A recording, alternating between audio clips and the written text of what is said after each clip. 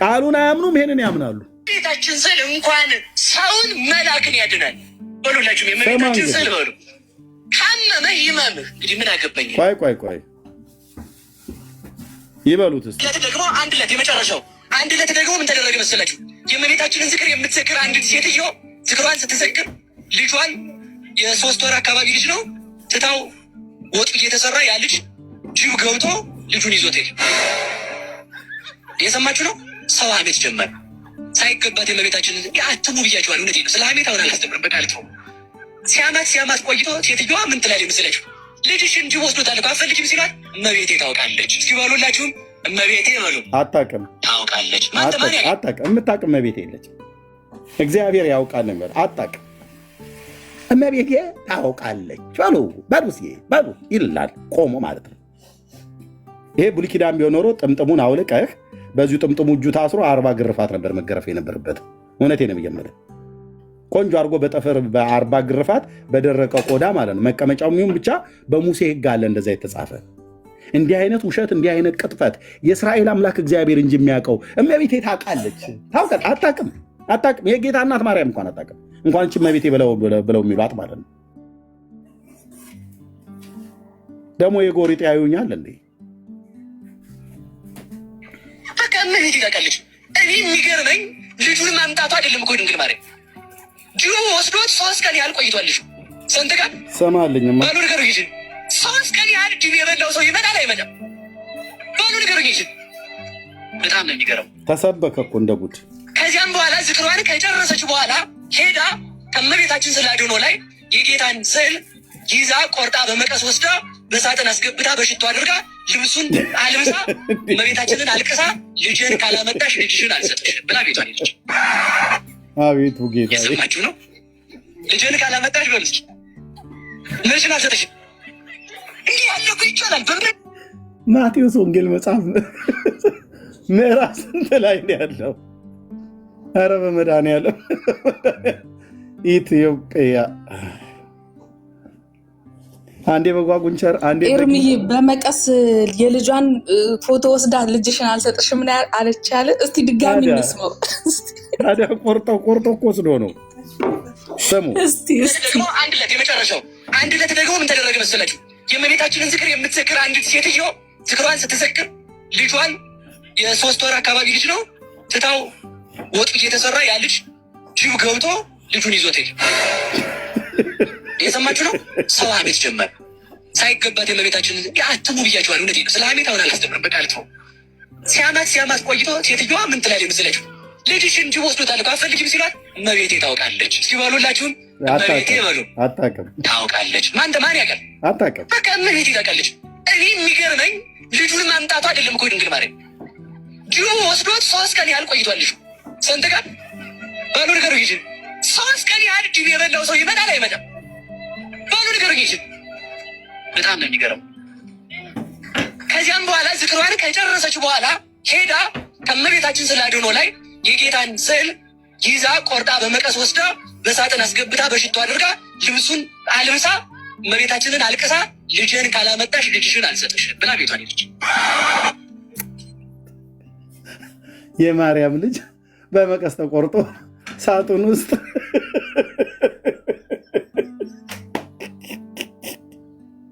ኧረ ጌታዬ ወይ ውረድ ወይ ፍረድ ይላሉ እናቶች።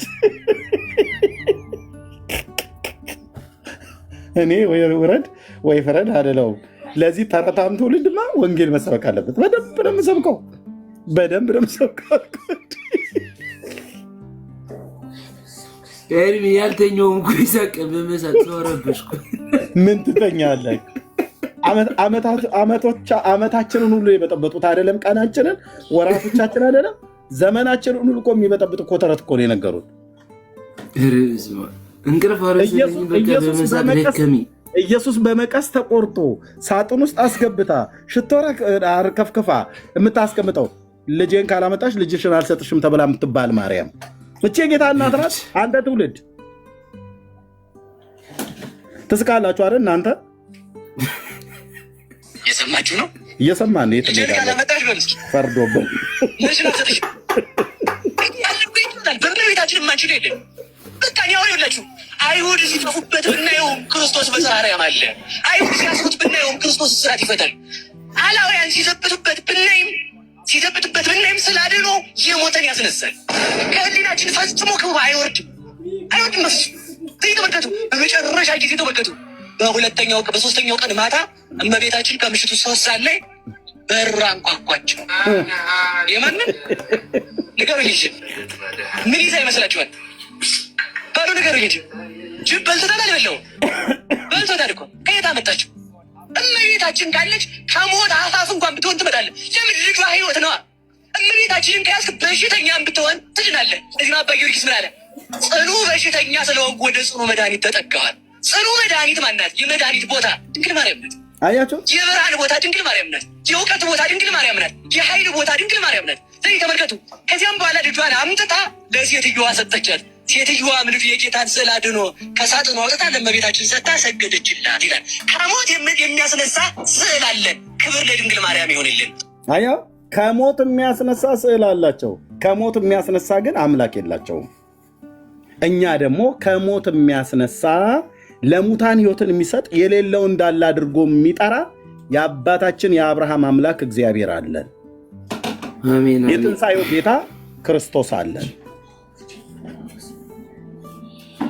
ይህንን ያምናሉ። ቃሉን አያምኑም፣ ይህንን ያምናሉ። ታችን ስዕል እንኳን ሰውን መላክን ያድናል። ሁላችሁ የእመቤታችን ስዕል በሉ። ካመመ ይመኑ። ምን አገባኝ? የእመቤታችን ስዕል እንኳን ለእኛ በሰማይ ለሚኖሩ ለመላእክት ፈውስ የሰጠ ስዕል። እግዚአብሔር መላእክትን አዘዛቸው። ሕፃናት በቅዳሴ ጊዜ ሲሯሯጡ ቀስፋችሁን ብሎ ሰደዳቸው። ሌሎቹ ቀስፈው ሲያርጉ ቀውስጦስ መልአክ አንድ ልጅ አገኘም። መልካም ነው ይህንስ የፈጠረ ይግደለው ብሎ ተዋው ይላል። መልካም ነው ማለት ደግሞ ሌላ እንዳይመስላችሁ እናንተ በኋላ የሚሰራው ትሩፋት አይቶ ያን ትሩፋቱን ይስራው እንደው ብሎ ሄዶ መልክ የሚባለው ትሩፋት ነው። እሺ እዚህ አፍንጫ ምናምን እንዳይመስላችሁ አለ እናቶ። በዚህ ምክንያት የጌታን ትእዛዝ ስለተላለፈ ማድረግ ተሳነው። ምን ማለት ተሳነው? በሞቴ ንገሩኝ በሉ እንጂ ሲሳነው የእመቤታችንን ቤተክርስቲያን ደብረ ቀልሞ ለያያት ይላል። እየተጎተተ ሄዶ ከእመቤታችን ቤተክርስቲያን ነው የተማጸ ክንፉ ስለተወሰነ ተልኮ ሲፋጠር ያገኘው ምንድነው? አንተ ሰማያዊ ምድራዊ አለው። እኔ ሰማያዊ ነበርኩ በስራዬ ምድራዊ ሆኛለሁ እንጂ አለው። መጨረሻ ላይ ሄዶ አባ ሳሙኤልን ጠራለት። የእመቤታችንን ስዕል አድኖ አውጥቶ 400 ጊዜ ወጣ 41 ኪራ ላይ ሶን ከእመቤታችን ስዕል ፊት አድርሶ እመቤታችን ተገልጣለት የመልአኩን ክንፍ ያዝና አንስ በስሙ ለእግዚእነ ኢየሱስ ክርስቶስ ወባይ ለጸሎታ ለወላዲቱ ድንግል በልጇ በጌታችን በመድኃኒታችን በኢየሱስ ክርስቶስ አምላክነት በድንግል አምላክን በወለደች በድንግል ማርያም ጸሎት ተነሳ ብሎ ክንፉን ይዞ ሲያነሳው የእመቤታችን ስዕል አድኖ ለመልአኩ ጸጋውን መልሶ እንዲያደርግ አደረገው። ክብር ለእመቤታችን ይሆንልን። እኔ ይህን ሰውዬ ከሞጣ ቀራኒዮ ጋር ላይቭ ላይ ዲቤት ባየው ምን ይመስላችኋል? በእውነት አልበምስ ያለች ልብስ ኤርሚዬ ቅድም አንተ ቤት ስታሰማው እኮ ብዬ ስጮህ ጎረቤቶች ያንኳኩብኝ። በቃ ራሴ ገና ዓመት ሁሉ ነው ምጮው ጌታ ካረዳት ሩታዬ በጌታ በኢየሱስ ክርስቶስ ስም እንደዚህ አይነት የአጋንንት ቃል እኔ በህይወት ሙሉ ዘመኔ ሰምቼ አላውቅም። በእውነት ነው የምላችሁ። በእውነት ቅዱስ ቃሉን አያምኑም። ይህንን ግን ያምናሉ። እንዲህ አይነቱን ማለት ነው። ልጠይቅህ ሄርሚ፣ እነኚህ ሰዎች ሶሪ፣ እኔ አንዳንድ ጊዜ እንደዚህ ሩመር ነገር ሰምቻለሁ። የሆነ ነገር እያጨሱ ነው እንደሚሰብኩት ያጨሱት ነገር አላቸው። ያጭሳ አላውቅም እንጂ አብሾ የሚባል ነገር አላቸው። የሚጠጡትም ያጨሱትም። ልብ በሉ። ቅዱስ ቃሉን አያምኑም። ይሄ ቤተክርስቲያን መድረክ ላይ ነው እንግዲህ እየተሰበከው። ቅዱስ ቃሉን አያምኑትም። መጽሐፍ ቅዱስን አያምኑትም። አሁን ባወሩት ውስጥ በሁለቱ ቪዲዮዎች ውስጥ መጽሐፍ ቅዱስን ሲጠቅሱ አይታችሁ ታውቃላችሁ? ከማቴዎስ፣ ከሙሴ ሕግ፣ ከነቢያት፣ ከመልእክታት ቅዱስ ጳውሎስ፣ ቅዱስ ጴጥሮስ ብለው አሉ? የለም። ጌታችን እንዳለው አሉ? የለም። ወሬ ነው። ስሙት። ይሄኛው ነው። ቤታችን ስዕል እንኳን ሰውን መላክን ያድናል። በሉላችሁም የእመቤታችን ስዕል በሉ። ካመመህ ይመምህ። እንግዲህ ምን አገባኝ። የእመቤታችን ስዕል እንኳን ለእኛ በሰማይ ለሚኖሩ ለመላእክት ፈውስ የሰጠ ስዕል፣ ለመላእክት ፈውስ የሰጠ ስዕል ነው። መላእክት ይታመማሉ ማለት ነው። ፈውስ ካገኙ ህመም አላቸው ማለት ነው። ሚካኤል ጉንፋን ይዘዋል እንዳይሉን መቼም ወይ ደግሞ እንደዚህ ኮሮና ነገር እዛ እነሱም ጋር ሳይገባ ቀር ምንድነው ፈውስ የሚያገኙት? እነሱ መንፈስ አይደሉ እንዴ? ይታመማሉ እንዴ? ሲጀምር ይታመማሉ ወይ? በመላእክት ዓለም ህመም አለ እንዴ? ልቡሳነ ስጋ ናቸው እንዴ? ከአራቱ ባህሪያት ሰው በተፈጠረበት ነው እንዴ ተፈጠሩት?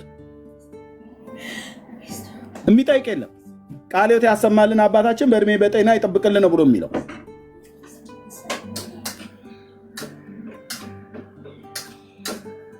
ሰማይ ለሚኖሩ ለመላእክት ፈውስ የሰጠ ስል በስምሽ ያመናውን ስምሽን የጠራውን ዝክር የዘከረውን ሰው የተራበ የመገበውን ሰው እኔም የህይወት እንጀራን በሰማያት መግበዋለሁ። እቺ ዝክር ይሄ ዝክር ምን አለበት እኛ ቤትም ቢመጣ እኔ እዚህ እኛ ጋር ምን ምልክ ትተን እኮ መጣን። እዚህኛ እነሱ በጠላ ነው የሚጠመቁት። በጠላ እንኳን ቀርቷል። አሁን በውስኪ ነው። እኛ ጆሊ ጁስ አሮብናል። ዝክር ሮጣው የሚያወሩት ዝክሯን የዘከረ ይላሉ። ምን ማለት እንደሆነ ታውቃለህ? የሚበላ ወደ ቤተክርስቲያን አምጣ ነው። መብል እኮ ያለው ኦርቶዶክስ ቤተክርስቲያን ነው። መብል ያለው እዛ ነው ብራዘር። ዝክሯን የዘከረ አሉ ሊው ጽዋ ማህበር ይጠጣሉ ማለት ነው። ሲጠጡ ደግሞ ይዘውት የሚሄዱት ነው የሚጠጡት በቤተ ክርስቲያን በየቤታቸው ቢያደርጉ አለ መታሰቢያ ነው የሚያደርግ የሚበላውን ፈልገው። እሺ ዝክሯን የዘከረ ስዕልሽን ያሳለውን ሰው ያም ባይሆንለት ለተሳለው ስዕልሽ ሽቱ የረጨውን ሰው ሽቱ ያመጣውን በመዓዛ መለኮቴ አጣፍጠዋለሁ። መጽሐፍሽን የጻፈውን ያጻፈውን ስሙን በሕይወት መጽሐፍ እጽፍለታለሁ። ያም ባይሆን ያነበበውን ያም ባይሆንለት ሲነበብ የሰማውን የተረጎመውን መተርጎም ባይሆንለት ሲተረጎም የሰማውን ሁሉ የሕይወት ቃል አሰማልሻለሁ። በዕለቱ ዕጣን መጋረጃ ያመጣውን የመከራን እሳት አሻግርልሻለሁ ብሎ በመከራ ሁሉ ውስጥ ሆኖ ስምሽን የጠራው ሁሉን የፈጥኝ እርሰላል ብሎ ዛሬ ቃል ኪዳን ገባላት ለሁላ። በመከራ ውስጥ ሆኖ አሉ ተሰቅሎ ሳለ ማለት ነው። ጻፈው ዮሐንስ ይህንን ጻፈው። ይሄ ቢጫ ለባሽ ሰውዬ ከመናገሩ በፊት ዮሐንስ ጻፈው። ይህንን ከመስቀሉ ግርጌ የነበረ ዮሐንስ ነበረ። ጌታ በመስቀል ላይ ተሰቅሎ ሳለ ነው ይህንን የገባላት ብለዋል። አንዴ በመስቀል ላይ ሆኖ ነው ይሉናል። አንዴ ደግሞ በሰኔ 21 ቀን በመካነ መቃብሩ በጎልጎታ ስትጸልይ የጸለየችው ጸሎት ላይ ነው ይለናል። ሌላ ደግሞ በየካቲት በወርሃ የካቲት 16 ቃል ኪዳን የገባበት ቀን ነው ይላሉ። እኔ የምልህ ከመስቀሉም ግርጌ ይሁን የካቲት 16 ይሁን ሰኔ 21 ይሁን መጋቢት 27 ይሁን አታምታታም ስለ እኔ ጋር እና ጠላሽን ያመጣ መታሰቢያሽን ያደረገ እና ጧፍ ዕጣን ዘቢብ ለቤተ ክርስቲያን የሰጣ ስሙን በሕይወት መጽሐፍ ጽፈዋለሁ ብሏል። በዛ መከራ ውስጥ ሆኖ ብሏሉ። ዮሐንስ 5 መጽሐፍ ሲጽፍ ለምንድን ነው ያልጻፈው? ከመስቀሉ ግርጌ አልነበረም እንዴ? ከጌታ መስቀል አጠገብ አልነበረም እንዴ ማርያምና ዮሐንስ አልነበረም ወይ? እና 5 መጽሐፍ ሲጽፍ ለምንድን ነው ያልጻፈው? ዮሐንስ የሚባል ሐዋርያ እሱ መናፍቅ ነው መሰለኝ አይደል? ኦርቶዶክሳውያን አባባል 5 መጽሐፍ ጽፎ 1 ወንጌል 3 መልእክታት 1 ራእዩን ጽፎ ራእዩ 1 3 መልእክታት 4 1 ወንጌል 5 በድምር ማለት ነው ጽፎ ማርያም ታማልዳለችም ብሎ የሚል የለም። ከሙታን ተነስታለችም ብሎ የሚል የለም። ቃል ኪዳን ገባላትም ብሎ በመከራ ውስጥ ሆኖ ተናገራትም ብሎ የሚል የለም።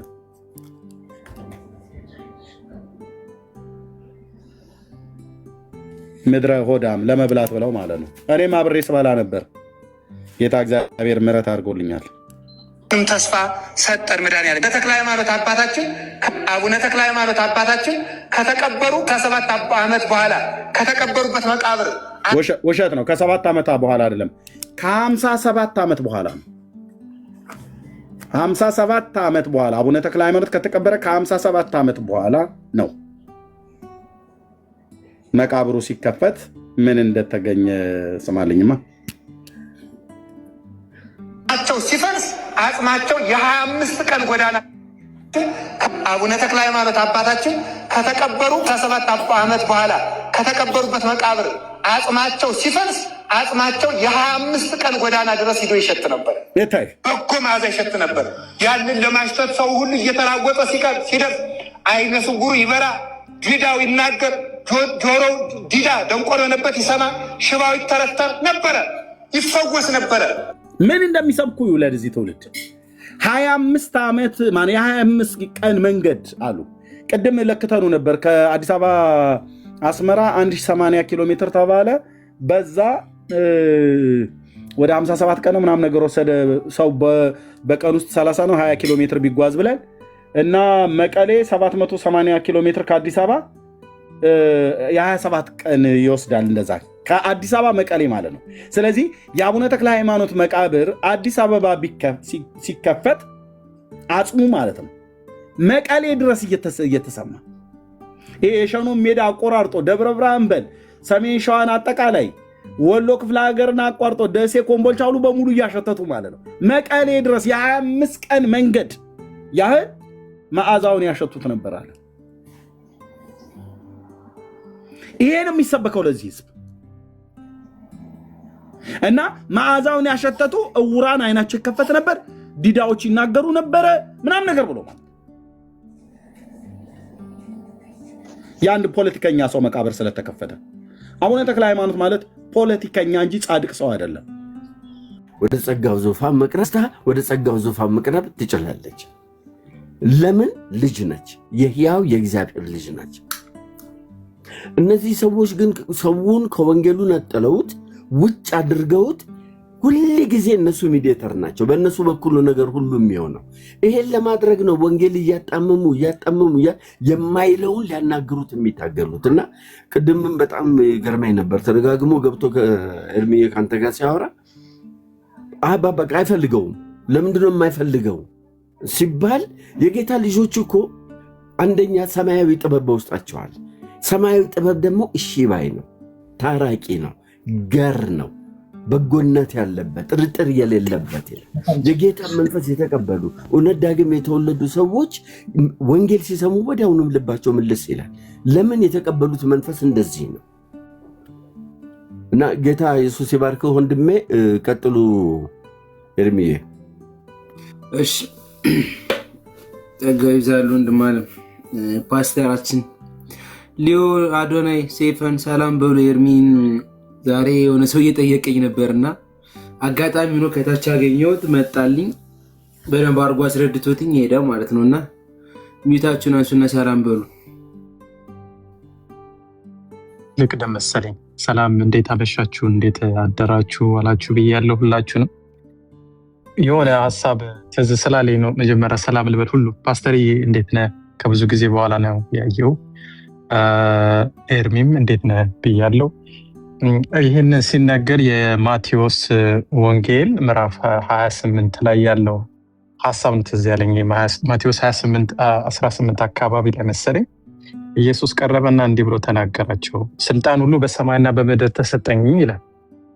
ስለዚህ ይሄ ስልጣን ደግሞ ስናየው ዮሐንስ ወንጌል ምዕራፍ 5 ላይ አሁን ልጁ ባለው ሀሳብ ላይ ብንሄድ እንደው ከሱ ጋር ሀሳቤ ቢጋራና ቢሄድ ስልጣን ለህዝቡም ተሰጥቷል ወይም በሰው ተሰጥቷል ብዬ ብጋራው እንኳን አንድ የመጽሐፍ ቅዱስ ክፍል አለ የሚያፈርሰው። እሱም ዮሐንስ ወንጌል ምዕራፍ 5 ቁጥር 21 አካባቢ ነው።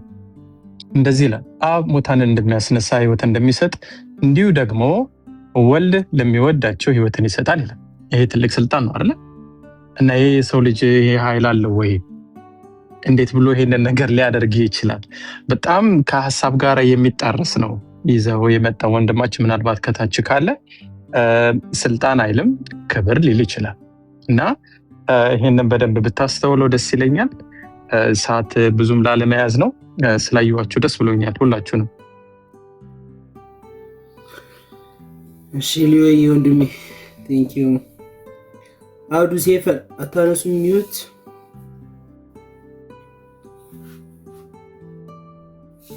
ኦኬ እሺ ሁላችሁንም ሰላም ብያለሁ። አዱን ያወራ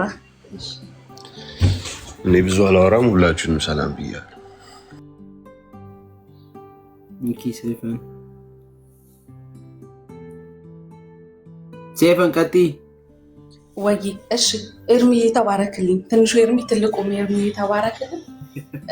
የሚገርም ነገር ነበር ሰውየው ሲናገር የነበረውና እየተገረምኩ ነበር። ያው እኛ ከአንተ ጋር እያወራ ስለሆነ የግድ በቃ አሁን እነሱ ያላቸውን ስልጣን ወይንም ደግሞ አሁን የሚያደርጉትን የእነሱ ስነስርዓት አልባ የሆነ የሃይማኖት ስነስርዓት ለመሸፈን ነው ይህን ሲናገር የነበረውና ምንም አሁን በቃ ምንም ከመጽሐፍ ቅዱስ ውጭ የሆነ ነገር ነው የሚያወራውና በጣም የሚገርመኝ ይሄ ነው። በቃ ኦርቶዶክስ ማለት ይሄ ነው እያልኩኝ እየሰማሁ ነበር። ጌታ ይባረክ ስለ እውነተኛ ቃሉና ጌታ ኢየሱስ ክርስቶስ ስለተሰጠው ክብርና አንተ እየተናገርክ ነበር። ክብርና ስልጣን በጣም ይለያያል። በጣም ይለያይ ቃል ነውና እንዴት አንድ ነው ብሎ ሲከራከር እንደነበር ራሱ ገርሞኛል። እርብዬ ስላገኘው ደስ ብሎኛል። ለበረከት ጸጋው ይብዛልን። ተባረኩልኝ። ፓስተርዬ ሰላም ብያለሁ። ሊዮዬ ኦኬ። ቅዱስ ሰላም ነው፣ እንዴት ነህ?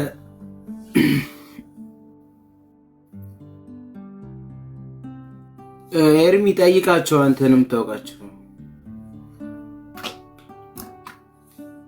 አይ ካለ እዚህ ውስጥ ኦርቶዶክሳዊ ካለ ማይክ መክፈት ይችላል። በተነሳው ሀሳብ ላይ ጥያቄ ያለው ሰው ካለ ሊያወራን የሚችል ሰው ካለ ሁላችሁንም ሰላም ብያለሁ። ዘግይታችሁ የመጣችሁ እዚህ ገስትም ላይ ያላችሁ ከዚህ መርሃ ግብር ያላችሁ ቢሃይንድ ቫይም የምትሰሙን እዚህ 560 ያላችሁ በጌታችን በኢየሱስ ክርስቶስም ሰላም ብያለሁ ሁላችሁንም። ኦኬ የኃጢአትን ስርየት የኃጢአትን ይቅርታ የምናገኘው በጌታ በኢየሱስ ክርስቶስ ስምና በደሙ ነው። እንዴ ደሙን ሪጀክት አድርገው በውሃ የኃጢአትን ስርየት እናገኛለን ብሎ ይሄ እኮ በጣም ኑፋቄ እኮ ትምህርት ነው። መጽሐፍ ደም ሳይፈስ ስርየት የለም ነው ብሎ ያለው። ከእግዚአብሔር ልጅ ደም ውጪና ከስሙ ውጪ የኃጢአትን ይቅርታ በምንም አታገኙ። በምንም ማንም አይሰጣችሁም። በምንም አታገኙ። በየገዳሙ ሁሉ ሄደህ ወድቀህ ስትሰግድ የመቃብር አፈር አምጥተህ በጥብጠህ ስትቀባው ቤት ላይ ስትረጫው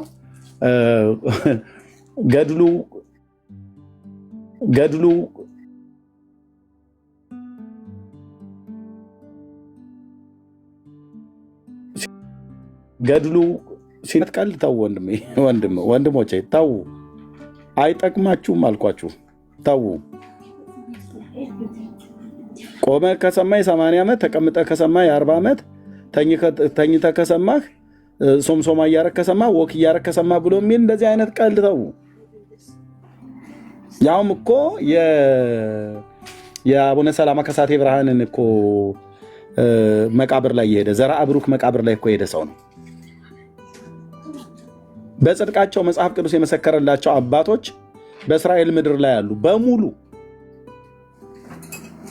እቺ እስራኤል የምትባል ምድር ላይ አንደር ከመሬት ውስጥ በመቃብር ውስጥ በሙሉ አሉ እነዛ አባቶች።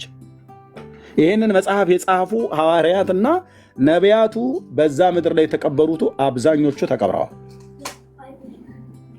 አንዳንዶቹ በባዕዳን ሀገር እንደነ ጳውሎስና እንደነ ጴጥሮስ ሀገር በወጡበት ሀገር በሮም ላይ ቢሆንም አሟሟታቸው ማለት ነው።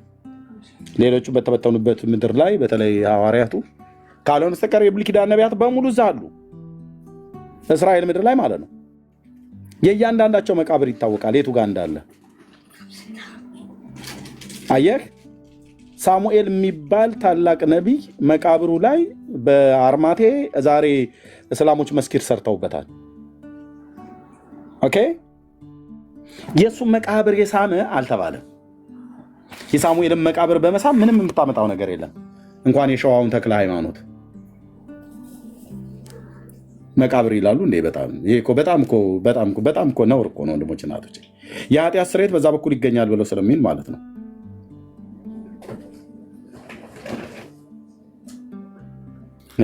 ኤርሚ ይቅርታ ይደረግልኝና በዚህ አንድ የሆነ እንኳንም መጣ በውስጥም ልደውልልህ ያሰብኩት ነገር ነበርና ብዙ ወንድሞች ወደ ጌታ መምጣት ይፈልጋሉ፣ ግን ጥያቄ ያላቸው ምናምና በውስጥ የሚጠይቁ ሰዎች አሉ እና እዚህ ታች አሉ እየሰሙ ነው እና እነዛን ጥያቄዎች ከዚህ ልጠይቅና ለእነሱ አብራራላቸው ብዬ ነበር። ኦኬ ይሄ ልጨርስና እሺ ጊዜ ቃል ከትምህርት ቤት መጥተዋል።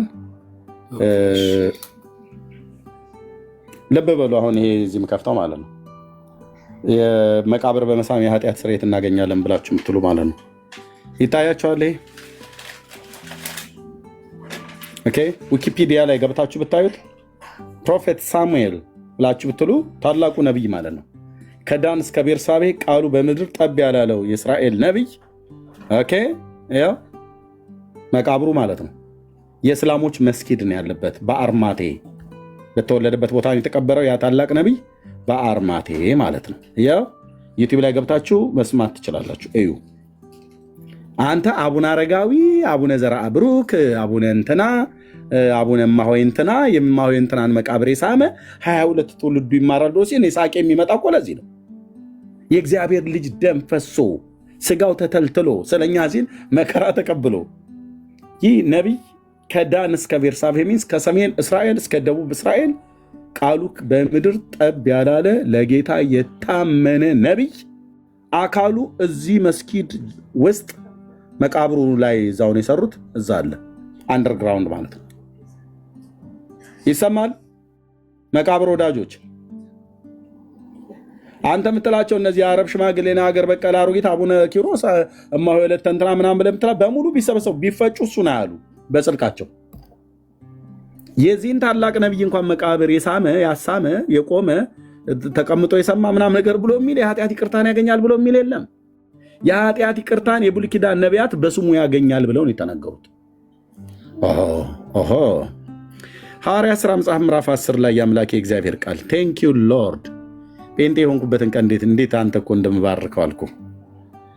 ለምንድነው ታውቃለህ? ዝም ብሎ ግብስብስ ያልሆነ ትውልድ ስለሆነ ማለት ነው። የአምላኩን እግዚአብሔርን ቃል ያነባል፣ አንብብ ይልሃል፣ ያስተምርሃል። ቁጭ በልና አንብብ አትንቀዥቀዥ ኤርሚያስ ብለው ያሉኝ ዘመን በጣም እንዴት እንደምወደው ማለት ነው።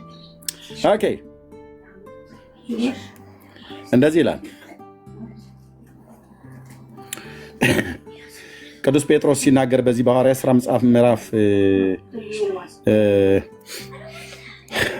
10 ቁጥር 38 እግዚአብሔርም የናዝሬቱን ኢየሱስን በመንፈስ ቅዱስ በኃይል ቀባው፣ እርሱም መልካም እያደረገ ለዲያብሎስም የተገዙትን ሁሉ እየፈወሰ ዞረ፣ እግዚአብሔርም ከእሱ ጋር ነበረና። እኛም በአይሁድ ሀገርና በኢየሩሳሌም ባደረገው ነገር ሁሉ ምስክሮች ነን። እርሱን በእንጨት ላይ ሰቅለው ገደሉት። ማን? ጌታን ማለት ነው። እርሱን እግዚአብሔር በሦስተኛው ቀን አስነሳው፣ ይገለጥም ዘንድ ሰጠው። ይኸው ለሕዝብ ሁሉ አይደለም፣ ነገር ግን በእግዚአብሔር አስቀድሞ ለተመረጡት ምስክሮች ለሆንን ለእኛ ነው እንጂ ከሙታን ከተነሳ በኋላ ከእርሱ ጋር የበላን የጠጣን እኛ ነን ይላል ጴጥሮስ። ቆርኔሌዎስ ቤት ገብቶ በሚሰብክበት ጊዜ እኮ ነው፣ በስብከቱ መካከል እኮ ነው የሚያንሰው። ከዛስ ለሕዝብም እንድንሰብክና በሕያዋንና በሙታን ሊፈርድ በእግዚአብሔር የተወሰነ እርሱ እንደሆነ እንመሰክር ዘንድ አዘዘን። ከሙታን መነሳቱን በሕያዋንና በሙታን የሚፈርደው እሱ እንደሆነ በስሙ ንስሐና የኃጢአት ይቅርታ የሚገኘው በሱ እንደሆነ እንሰብክ ዘንድ ላከን ይላል። የቱ ጋር ነው እነሱ የአባቶችን መቃብር የሰበኩት? ስለ አባቶች አለቃ ስለ ዳዊት እንደሞተና እንደተቀበረ በግልጥ እናገር ዘንድ ፍቀዱልኝ። መቃብሩ እስከ ዛሬ በእኛ ዘንድ ነው ይላል ምዕራፍ 2 ቁጥር 29 ላይ። ያ መቃብር በእውነት የዳዊትን መቃብር የሳመ 44 ትውልዱ ይማራል አለ ጴጥሮስ? አላለም። የጠገበ አህያ የመሰለ ባዶ መቃብር ላይ ብትንከባለል፣ የሰው መቃብር ላይ አይደለም ዘርአ ብሩክ የተቀበረበት አይደለም፣ ኢየሱስ ክርስቶስ ጌታችን የተቀበረበት ጎልጎታ ሄደህ ስትንከባለል ብትውል ምንም የምትፈይደው ጠብ የሚል ነገር የለም። 4 ነጥብ። እየዘጋን ነው የምንሰብከው። ከዛ ምን እንደሚሉት አዘዘን ብለው ካሉ በኋላ በእርሱ የሚያምን ሁሉ በኢየሱስ ማለት ነው። በእርሱ የሚያምን ሁሉ በስሙ የኃጢአቱን ስርየት እንዲቀበል ነቢያት ሁሉ ይመሰክሩለታል ይላል። እነ ሳሙኤል፣ እነ ሙሴ አባቶቻችን ነቢያት ማለት ነው። በስሙ የኃጢአቱን ይቅርታ የኃጢአቱን ስርየት እንዲቀበል፣ የኃጢአቱን ይቅርታ ማለት ነው ስርየት ብሎ የሚለው እንዲቀበል ነቢያት ሁሉ ይመሰክሩለታል። አየህ የኃጢአት ስርየት የሳሙኤልን መቃብር በመሳም አይደለም ብዬ የምለው ለዚህ ነው ማለት ነው። ደግ አደረክ ኤርሚያስ፣ ደግ አደረክ ተናገር። የለም አቡነ ኪሮስ ለእኛ በደልና ኃጢአት ሲጸልይ ኢትዮጵያ ምድር ላይ 40 ዓመት ዛፍ ላዩ ላይ በቀለበት ይላል። ለምን አንገቱ ላይ አይበቅልም? እንኳን ጀርባው ላይ ቀርቶ አይመለከተኝም። ዛፉን እየቆረጥን እንጠቀምበታለን ለማገዶነትና ለአጥር መስሪያ ማለት ነው። እንዲህ እኮ ነው ብሎ የሚለው ገድሉ። ታው እንጂ አንተ ዛፍ በቀለበት ትላለህ እንዴ? እና እኔ ምን ይመለከተኛል? አንተን ምን ይመለከታል? እዚህ ነቢያት በእርሱ የሚያምን ሁሉ በስሙ የኃጢአቱን ስርየት እንዲቀበል ነቢያት ሁሉ ይመሰክራሉ። ነቢያት ብቻ አይደሉም፣ ሐዋርያቱም የመሰከሩት ይህንኑ ነው። ስለዚህ የነቢዩ የሳሙኤል መቃብር እዚህ አለልህ። ይኸው በመቃብሩ ጋር ራቅ ብሎ የቆመ የ40 ዓመት ኃጢአቱ ይሰረይልሃል። 110 ትውልዱ ይማራል ይላል ዘራ ብሩክ ገድል ላይ። እኔ የምላችሁ እንዴ የሆነ አንድ ጢማም ሰው እያምነ 110 ትውልድ የሚማር ከሆነ ኢየሱስ ከሰማያት ወርዶ በኃጢአተኞች እጅ መሰቀሉ ለምንድን ነው ታዲያ ጥቅሙ? በከንቱ ሞተ ማለት ነው። የሱ ሞት ከንቱ ነው ማለት ነው። መቃብር የመሳም ከተባለ ጻድቃን ከተባሉ ይኸውልህ ጽድቃቸው በመጽሐፍ ቅዱስ ላይ የተመሰከረ ምን ይላል? ይሄ ነብይ እዚህ አካሉ ያረፈ አሁን አለ አካሉ ጉድጓዱን ብትቆፍረው እስራኤል አታስቆፍርም እንጂ ብትቆፍረው ቅሪት አካሉን የሆነ አጥንቱን ታገኛለህ። ወይ ይሄን ቅልጥም ወይ እግሮቹ ወይ ራስ ቅሉ ወይ ሰምቲንግ ታገኛለህ። አቤት ታዋቸው አባቶች ይረፉ፣ ለዘላለም አርፈዋል። በጻድቃን መንፈሶች እነሱ በእግዚአብሔር ገነት ነው ያሉት። መቃብር ለሚስም ትውልድ ማለት ነው። ይኸው እስላም መስጊድ ሰርቶበታል። አሁን አረቦቹ ስለያዙት እነሱ ሰሩበት።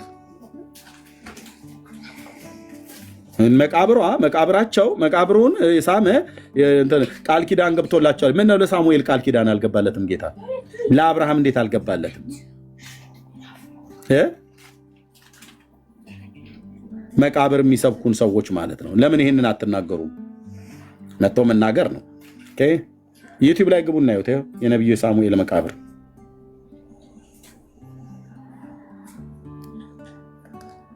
This is the tomb of Prophet Samuel. This place is like the Abrahamic Russian doll. It has remains of Crusaders Church from 900 years ago. It has a Muslim. Hi, and today I want to take you to one of my favorite places, the tomb of Prophet Samuel. This place is like the Abrahamic Russian doll. It has remains of Crusaders Church from 900 years ago. It has a Muslim mosque, which is very, very beautiful and big. And if you go underneath, there is a tiny little synagogue. In the synagogue, there is a sarcophagus that it's Prophet Samuel. If you go there, you'll see the Jews praying. She decided to dedicate that son to God.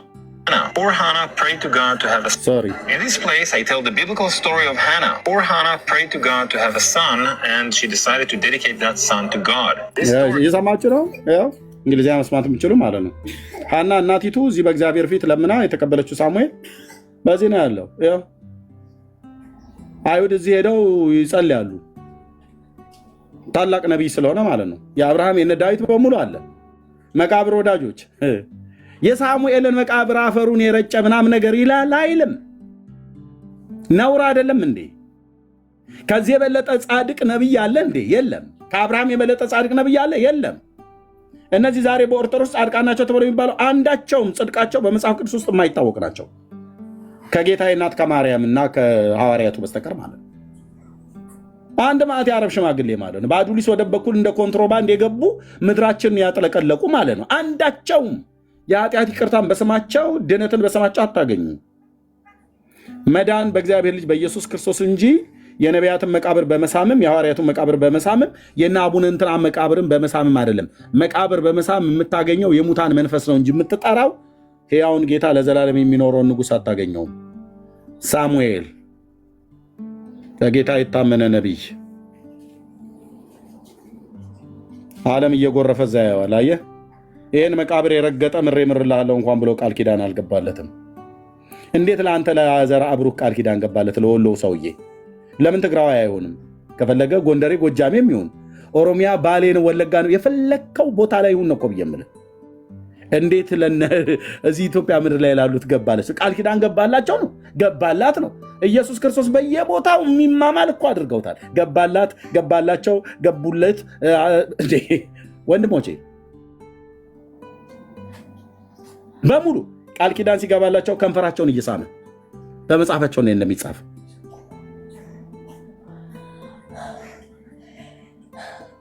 አታገኙም። ድነት በእግዚአብሔር ልጅ በኢየሱስ ክርስቶስ በማመን ነው። ነቢያቱ እንደተናገሩት ይሄ ብሉይ ኪዳን ነቢያት ራሱ በእርሱ የሚያምን ሁሉ እርሱ የተባለው ማን ነው? ኢየሱስ ክርስቶስ የአብ ልጅ የተሰቀለው ጌታ ሁሉ በእርሱና በእርሷ በእነርሳቸው ቅጥልጣይ የለም። በነጠላ ነው የጻፈው የጴጥሮስ ስብከት።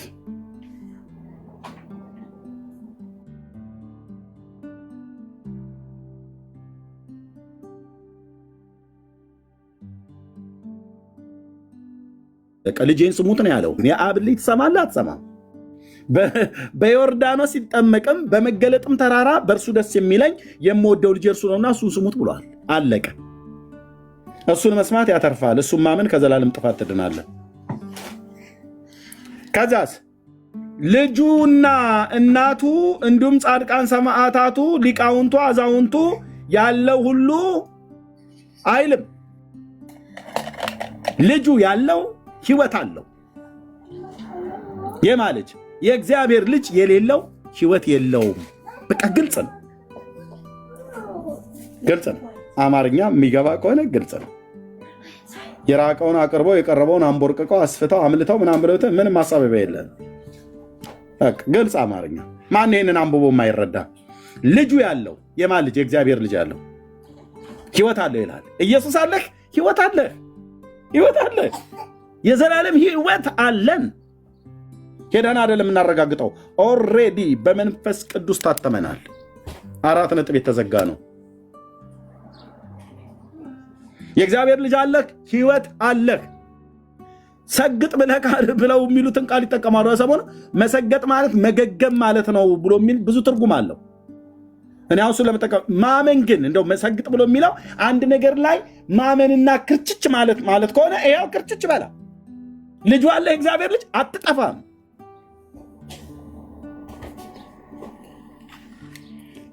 አምነው እንደ ዳንክ ካልካድከው በስተቀር አትጠፋም። ስለ ሕይወት ድካምና ውጣ ውረድ ከሆነ የወደቁትን ያንሳል፣ ስትወድቅ ስትስት ይመልሳል። በኃጢአት ጎዳና አትሄድም። የቅድስናን የጽድቅ ኑሮ እንድንኖር ተጠርተናል። በአዲስ ሕይወት ልንመላለስ በአዲስ ልደት በሚሆን በመታጠብና በመንፈስ ቅዱስ በመታደስ አዳነን እንጂ እኛ ስላደረግነው በጽድቅ ስለነበረው ስራ አይደለም ይላል። እሺ ልጁ ያለው ሕይወት አለው። የእግዚአብሔር ልጅ የሌለው ሕይወት የለውም። የዘላለም ሕይወት እንዳላችሁ ታውቁ ዘንድ በእግዚአብሔር ልጅ ስም ለምታምኑ ይህን ጽፌላችኋለሁ። ይታወቃል። ከዚህ ምድር ላይ ሆኖ ሰው የዘላለም ሕይወት ማወቅ ይችላል ማለት ነው። ምድር ላይ ሆኖ አዎ፣ በኢየሱስ ክርስቶስ ስታምን እርግጠኛ ነው የምትሆነው። ማን እርግጠኛ ያደርጋል? የተባረከው ጌታ መንፈስ ቅዱስ እርግጠኛ እንድትሆን ያደርጋል። በቅዱስ ቃሉ ስታምን መንፈስ ቅዱስ የእግዚአብሔር ልጅ መሆንን ለመንፈስ ይመሰክርልሃል። እኔ አይደለሁም ያልኩትኝ፣ ቅዱስ ጳውሎስ ነው።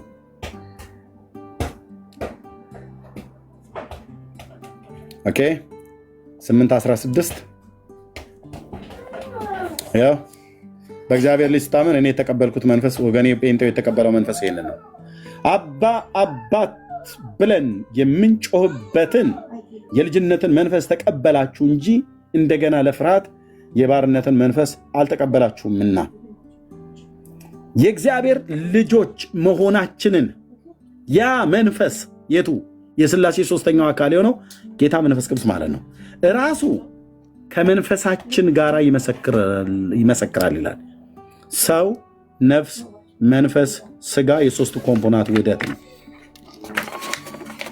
እግዚአብሔር መንፈስ ቅዱስ ለመንፈሳችን ይመሰክርልናል። ሙት የሆነው መንፈስህ ኢየሱስ ሲገባበት ሕያው ይሆናል። ሕያው ሲሆን እግዚአብሔር መንፈስ ነው፣ ጌታ መንፈስ ነው፣ እዚህ ሰው አለ በክርስቶስ ኢየሱስ አምኖ የዳነው ሰው ኤርሚያስ እግዚአብሔር መንፈስ አይደለ? ጌታ መንፈስ አይደል? አዎ።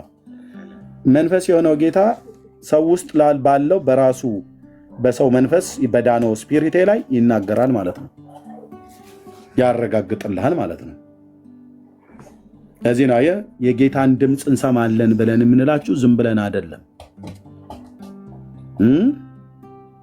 ይሄ እዚህ የሚያወራ ሰው ራሱ እንኳን ጌታን ከተቀበልኩ ጊዜ ጀምሮ የጌታን ድምፅ እሰማዋለሁ። በአራት ነጥብ የተዘጋ ነው ብራዘርዬ። የጴንጤዎች አምላክ የመጽሐፍ ቅዱሱ አምላክ የእስራኤል አምላክ ስለሆነ ሲናገረኝ አውቃለሁ። እኔ ምስክር ነኝ። ሌላው እንኳን አይደለም ብሎ እኔ ምስክር ነኝ።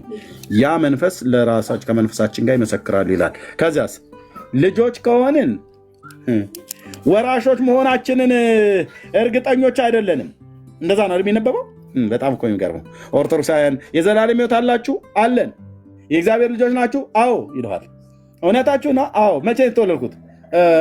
በጥምቀት በውሃ በጥምቀት ይላል። ኦኬ ልጅ ነህ ማለት ነው አዎ።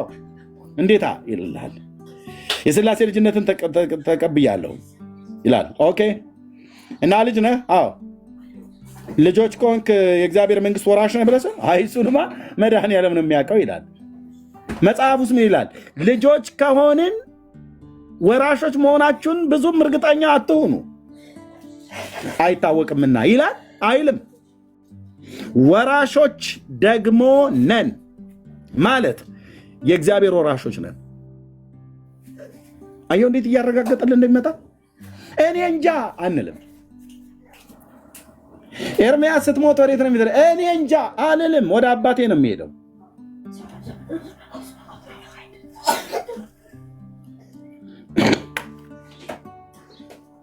ኢየሱስን ለዚህ እኮ ህይወት አይደለም ለሚመጣውም ህይወት እኮ ነው ያመነው። ለዚህማ ህይወት ምናምን በጣም ምስኪኖች ነን ብሎ እንዳለ ጳውሎስ ማለት ነው።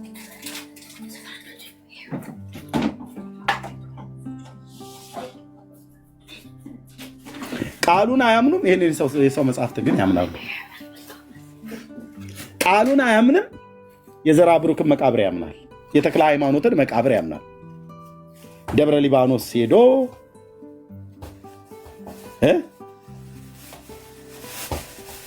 ቃሉን ይሄን ቅዱስ ቃል አያምኑም። ይሄንን ያምናሉ። እንደው በመድኃኒዓለም ኤርሚ ሞክሼ ፍቀድልኝ።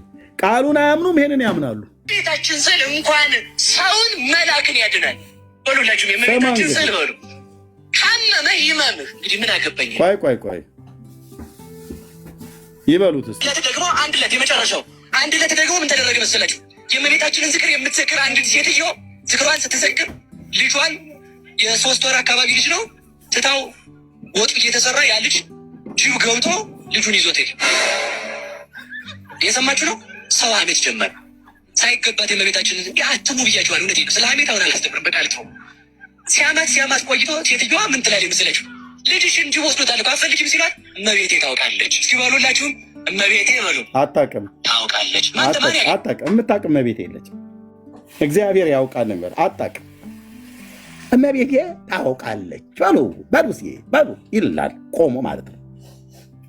ይሄ ብሉይ ኪዳን ቢሆን ኖሮ ጥምጥሙን አውልቀህ በዚሁ ጥምጥሙ እጁ ታስሮ 40 ግርፋት ነበር መገረፍ የነበረበት። እውነቴን ነው የምጀምረው። ቆንጆ አድርጎ በጠፈር በ40 ግርፋት በደረቀ ቆዳ ማለት ነው። መቀመጫው የሚሆን ብቻ በሙሴ ሕግ አለ እንደዛ የተጻፈ። እንዲህ አይነት ውሸት፣ እንዲህ አይነት ቅጥፈት የእስራኤል አምላክ እግዚአብሔር እንጂ የሚያውቀው እመቤቴ ታውቃለች። አታውቅም። የጌታ እናት ማርያም እንኳን አታውቅም። እንኳን እቺ እመቤቴ ብለው የሚሏት ማለት ነው። ደግሞ የጎሪጥ ያዩኛል እንዴ? በቃ እመቤቴ ታውቃለች። እኔ የሚገርመኝ ልጁን ማምጣቱ አይደለም እኮ ድንግል ማርያም ጅቡ ወስዶት 3 ቀን ያህል ቆይቷል። ልጁ ስንት ቀን ሰማልኝማ ባሉ ነገሩ ይችል 3 ቀን ያህል ጅብ የበላው ሰው ይመጣል አይመጣም? ባሉ ነገሩ ይችል በጣም ነው የሚገርም። ተሰበከ እኮ እንደ ጉድ። ከዚያም በኋላ ዝክሯን ከጨረሰች በኋላ ሄዳ ከእመቤታችን ስዕለ አድኅኖ ላይ የጌታን ስዕል ይዛ ቆርጣ በመቀስ ወስዳ በሳጥን አስገብታ በሽቶ አድርጋ ልብሱን አልብሳ እመቤታችንን አልቅሳ ልጅን ካላመጣሽ ልጅሽን አልሰጥሽም ብላ ቤቷን ሄደች። አቤቱ ጌታ የሰማችሁ ነው። ልጅን ካላመጣሽ በልጅ ልጅን አልሰጥሽም። እንዲህ ያለው እኮ ይቻላል። ማቴዎስ ወንጌል መጽሐፍ ምዕራፍ ስንት ላይ ነው ያለው? ኧረ በመድኃኒዓለም ኢትዮጵያ አንዴ በጓጉንቸር አንዴ ኤርሚዬ በመቀስ የልጇን ፎቶ ወስዳ ልጅሽን አልሰጥሽም አለች ያለ። እስቲ ድጋሚ እንስማው። ታዲያ ቆርጦ እኮ ወስዶ ነው። ስሙ እስቲ ደግሞ አንድ ዕለት የመጨረሻው አንድ ዕለት ደግሞ ምን ተደረገ መሰላችሁ? የእመቤታችንን ዝክር የምትዘክር አንዲት ሴትዮ ዝክሯን ስትዘክር ልጇን የ3 ወር አካባቢ ልጅ ነው ትታው ወጡ እየተሰራ ያ ልጅ ጅብ ገብቶ ልጁን ይዞት ሄደ። የሰማችሁ ነው። ሰው ሀሜት ጀመረ። ሳይገባት የእመቤታችንን አትሙ ብያችኋል። እውነቴን ነው። ስለ ሀሜት አሁን አላስተምርም። በቃ ልትሆ ሲያማት ቆይቶ ሴትዮዋ ምን ትላለች መሰላችሁ? ልጅሽን ጅብ ወስዶታል እኮ አትፈልጊም ሲሏት እመቤቴ ታውቃለች። እስኪ በሉላችሁም እመቤቴ በሉ። አታውቅም። ታውቃለች። ማን ያውቃል? አታውቅም። በቃ እመቤቴ ታውቃለች። እኔ የሚገርመኝ ልጁን ማምጣቱ አይደለም እኮ ድንግል ማርያም ጅቡ ወስዶት 3 ቀን ያህል ቆይቷል። ልጁ ስንት ቀን ባሉ ነገሩ ይጅ 3 ቀን ያህል ጅብ የበላው ሰው ይመጣል አይመጣም? ባሉ ነገሩ ይጅ በጣም ነው የሚገርም። ከዚያም በኋላ ዝክሯን ከጨረሰች በኋላ ሄዳ ከእመቤታችን ስዕለ አድኅኖ ላይ የጌታን ስዕል ይዛ ቆርጣ በመቀስ ወስዳ በሳጥን አስገብታ በሽቶ አድርጋ ልብሱን አልብሳ እመቤታችንን አልቅሳ ልጅህን ካላመጣሽ ልጅሽን አልሰጥሽም ብላ ቤቷን ሄደች። የማርያም ልጅ በመቀስ ተቆርጦ ሳጥን ውስጥ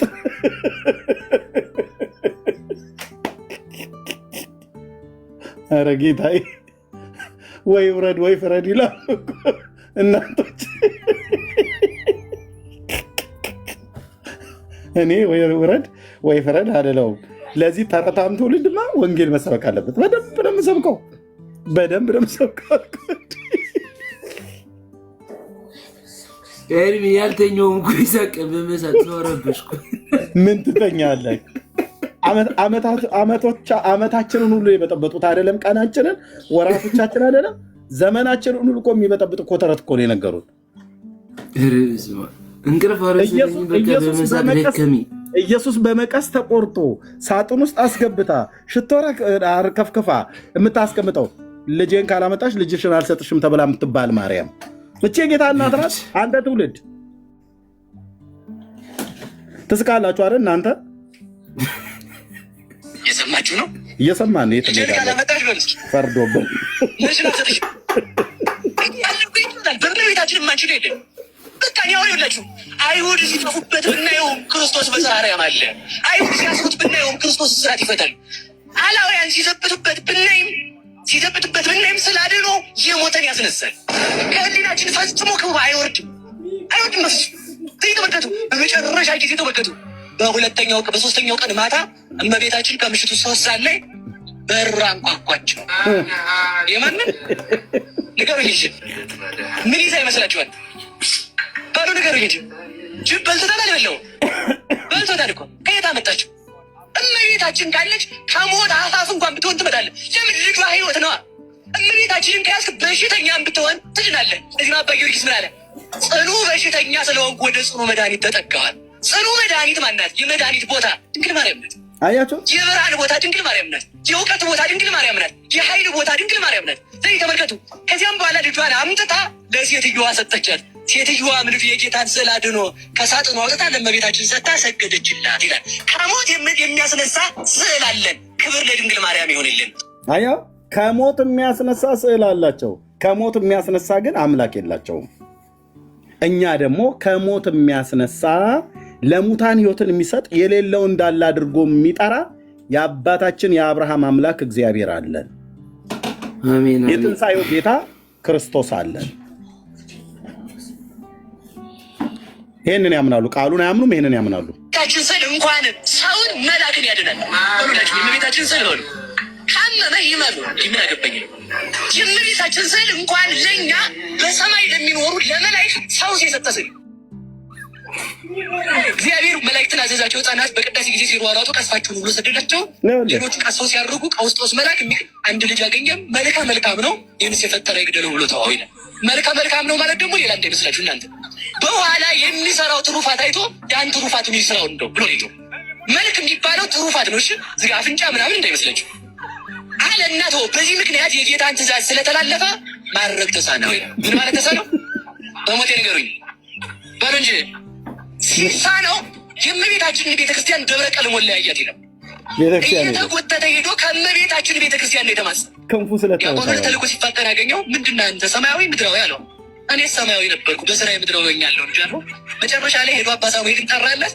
የእመቤታችንን ስዕል አድኖ አውጥቶ 400 ጊዜ ወጣ 41 ኪራ ላይ ሶን ከእመቤታችን ስዕል ፊት አድርሶ እመቤታችን ተገልጣለት የመልአኩን ክንፍ ያዝና ታንስ በስሙ ለእግዚእነ ኢየሱስ ክርስቶስ ወባይ ለጸሎታ ለወላዲቱ ድንግል በልጇ በጌታችን በመድኃኒታችን በኢየሱስ ክርስቶስ አምላክነት በድንግል አምላክን በወለደች በድንግል ማርያም ጸሎት ተነሳ ብሎ ክንፉን ይዞ ሲያነሳው የእመቤታችን ስላድኖ ለመልአኩ ጸጋውን መልሶ እንዲያደርግ አደረገው። ክብር ለእመቤታችን ይሁንልን። እኔ ይህን ሰውዬ ከሞጣ ቀራኒዮ ጋር ላይቭ ላይ ዲቤት ባየው ምን ይመስላችኋል? በእውነት አልበምስ ያለች ልብስ ኤርሚዬ ቅድም አንተ ቤት ስታሰማው እኮ ብዬ ስጮህ ጎረቤቶች ያንኳኩብኝ። በቃ ራሴ ገና አመት ሁሉ ነው ምጮው ጌታ ካረዳች ሩታዬ በጌታ በኢየሱስ ክርስቶስ ስም እንደዚህ አይነት የአጋንንት ቃል እኔ በህይወት ሙሉ ዘመኔ ሰምቼ አላውቅም። በእውነት ነው የምላችሁ። በእውነት ቅዱስ ቃሉን አያምኑም። ይህንን ግን ያምናሉ። እንዲህ አይነቱን ማለት ነው። ልጠይቅህ ሄርሚ፣ እነኚህ ሰዎች ሶሪ፣ እኔ አንዳንድ ጊዜ እንደዚህ ሩመር ነገር ሰምቻለሁ። የሆነ ነገር እያጨሱ ነው እንደሚሰብኩት ያጨሱት ነገር አላቸው። ያጭሳ ያጭሳ አላውቅም እንጂ አብሾ የሚባል ነገር አላቸው። የሚጠጡትም ያጨሱትም። ልብ በሉ፣ ቅዱስ ቃሉን አያምኑም። ይሄ ቤተክርስቲያን መድረክ ላይ ነው እንግዲህ እየተሰበከው። ቅዱስ ቃሉን አያምኑትም። መጽሐፍ ቅዱስን አያምኑትም። አሁን ባወሩት ውስጥ በሁለቱ ቪዲዮዎች ውስጥ መጽሐፍ ቅዱስን ሲጠቅሱ አይታችሁ ታውቃላችሁ? ከማቴዎስ፣ ከሙሴ ሕግ፣ ከነቢያት፣ ከመልእክታት ቅዱስ ጳውሎስ፣ ቅዱስ ጴጥሮስ ብለው አሉ? የለም። ጌታችን እንዳለው አሉ? የለም። ወሬ ነው። ስሙት። ይሄኛውን ቤታችን ስዕል እንኳን ሰውን መላክን ያድናል በሉላችሁም። የእመቤታችን ስዕል በሉ ካመመህ ይመምህ። እንግዲህ ምን አገባኝ። የእመቤታችን ስዕል እንኳን ለእኛ በሰማይ ለሚኖሩ ለመላእክት ፈውስ የሰጠ ስዕል፣ ለመላእክት ፈውስ የሰጠ ስዕል ነው። መላእክት ይታመማሉ ማለት ነው። ፈውስ ካገኙ ህመም አላቸው ማለት ነው። ሚካኤል ጉንፋን ይዘዋል እንዳይሉን መቼም፣ ወይ ደግሞ እንደዚህ ኮሮና ነገር እዛ እነሱም ጋር ሳይገባ ቀር ምንድነው ፈውስ የሚያገኙት? እነሱ መንፈስ አይደሉ እንዴ? ይታመማሉ እንዴ? ሲጀምር ይታመማሉ ወይ? በመላእክት ዓለም ህመም አለ እንዴ? ልቡሳነ ስጋ ናቸው እንዴ? ከአራቱ ባህሪያት ሰው በተፈጠረበት ነው እንዴት ተፈጠሩት? የሚጠይቅ የለም። ቃለ ሕይወት ያሰማልን አባታችን በእድሜ በጤና ይጠብቅልን ነው ብሎ የሚለው።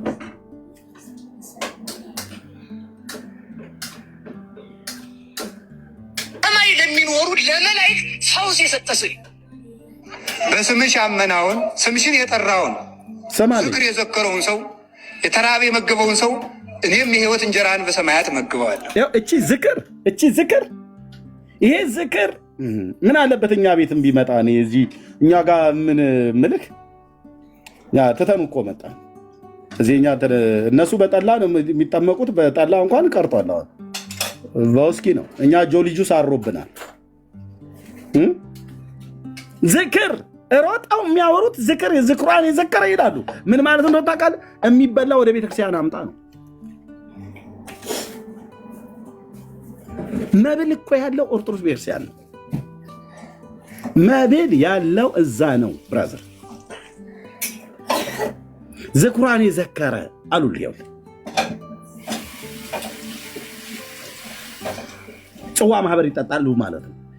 ሲጠጡ ደግሞ ይዘውት የሚሄዱት ነው የሚጠጡት በቤተ ክርስቲያን በየቤታቸው ቢያደርጉ አለ መታሰቢያ የሚያደርግ የሚበላውን ፈልገው።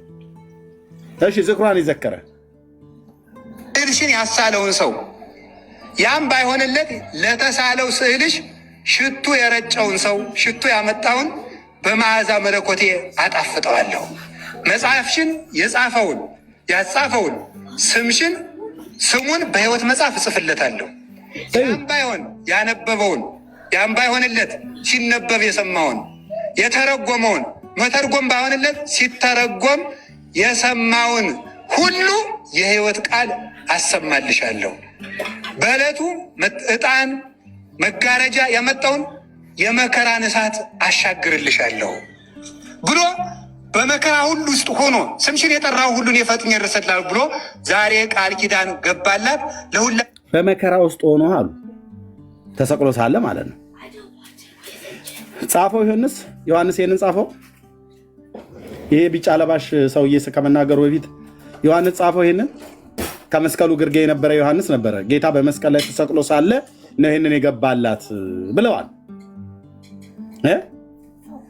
አንዴ በመስቀል ላይ ሆኖ ነው ይሉናል። አንዴ ደግሞ በሰኔ 21 ቀን በመካነ መቃብሩ በጎልጎታ ስትጸልይ የጸለየችው ጸሎት ላይ ነው ይለናል።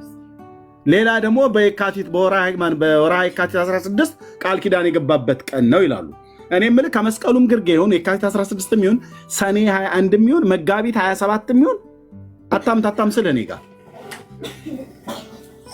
እና ጠላሽን ያመጣ መታሰቢያሽን ያደረገ እና ጧፍ ዕጣን ዘቢብ ለቤተ ክርስቲያን የሰጣ ስሙን በሕይወት መጽሐፍ ጽፈዋለሁ ብሏል። በዛ መከራ ውስጥ ሆኖ ብሏሉ።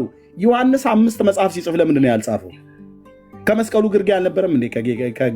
ከጌታ መስቀል አጠገብ አልነበረም እንዴ ማርያምና ዮሐንስ አልነበረም ወይ? እና 5 መጽሐፍ ሲጽፍ ለምንድን ነው ያልጻፈው? ዮሐንስ የሚባል ሐዋርያ እሱ መናፍቅ ነው መሰለኝ አይደል? ኦርቶዶክሳውያን አባባል 5 መጽሐፍ ጽፎ 1 ወንጌል 3 መልእክታት 1 ራእዩን ጽፎ ራእዩ 1 3 መልእክታት 4 1 ወንጌል 5 በድምር ማለት ነው ጽፎ ማርያም ታማልዳለችም ብሎ የሚል የለም። ከሙታን ተነስታለችም ብሎ የሚል የለም። ቃል ኪዳን ገባላትም ብሎ በመከራ ውስጥ ሆኖ ተናገራትም ብሎ የሚል የለም።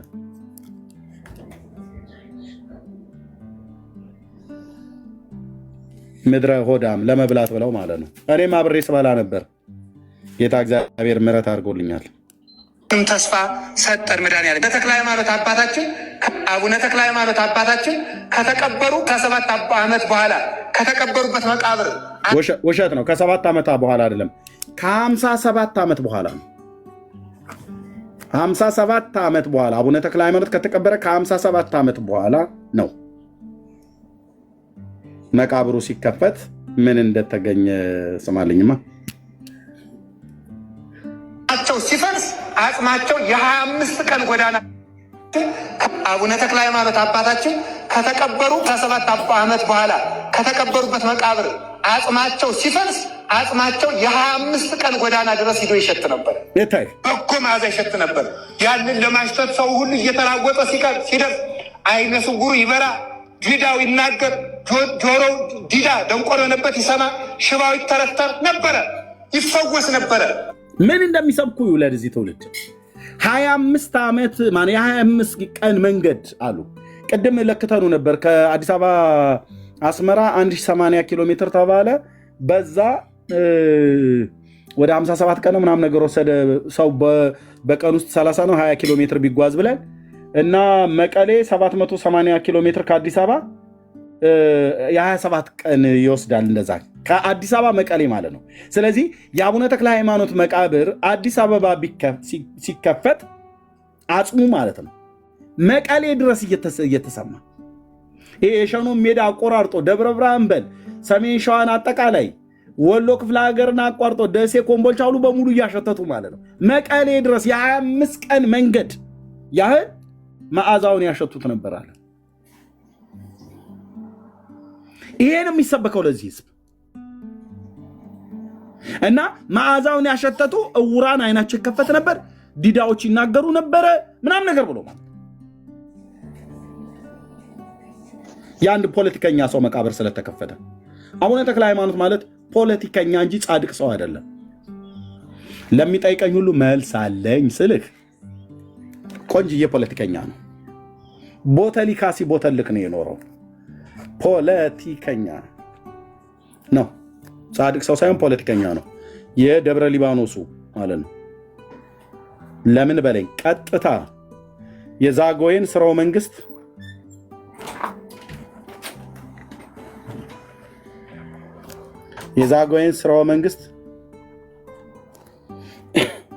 አፍልሶ ለይኩኖ አምላክ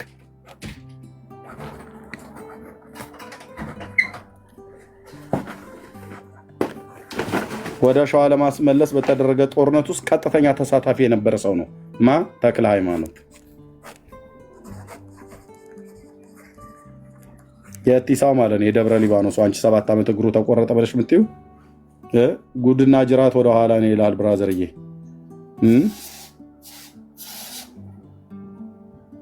ለእኛ 7 ዓመት እግሩን ሲጸልይ ተቆረጠ አልክ አይደል?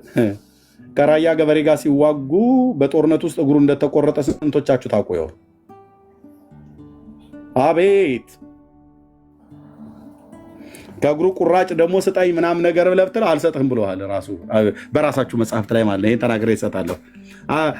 ምንድነው ጊዮርጊስ ከደሙ ጠብታ ተክለ ሃይማኖትም ከስባር አጽሙ ስጠኝ ብዬ ስለው አልሰጥህም ብሎ አለኝ ይላል። ታዲያ ምን ያደርግልህ?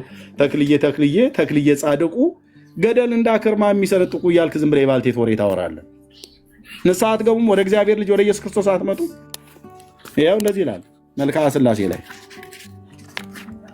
መልክዓ ሥላሴ ይነበባል ስል መድኃኔዓለም ምስክሬ ነው። ጌታ በዓላማ ነው በዛ ቤት ያሳለፈኝ። ያው እዚህ መልክዓ ሥላሴ ላይ እንደዚህ ይልልሃላ። ተረት ያነሳው የለም።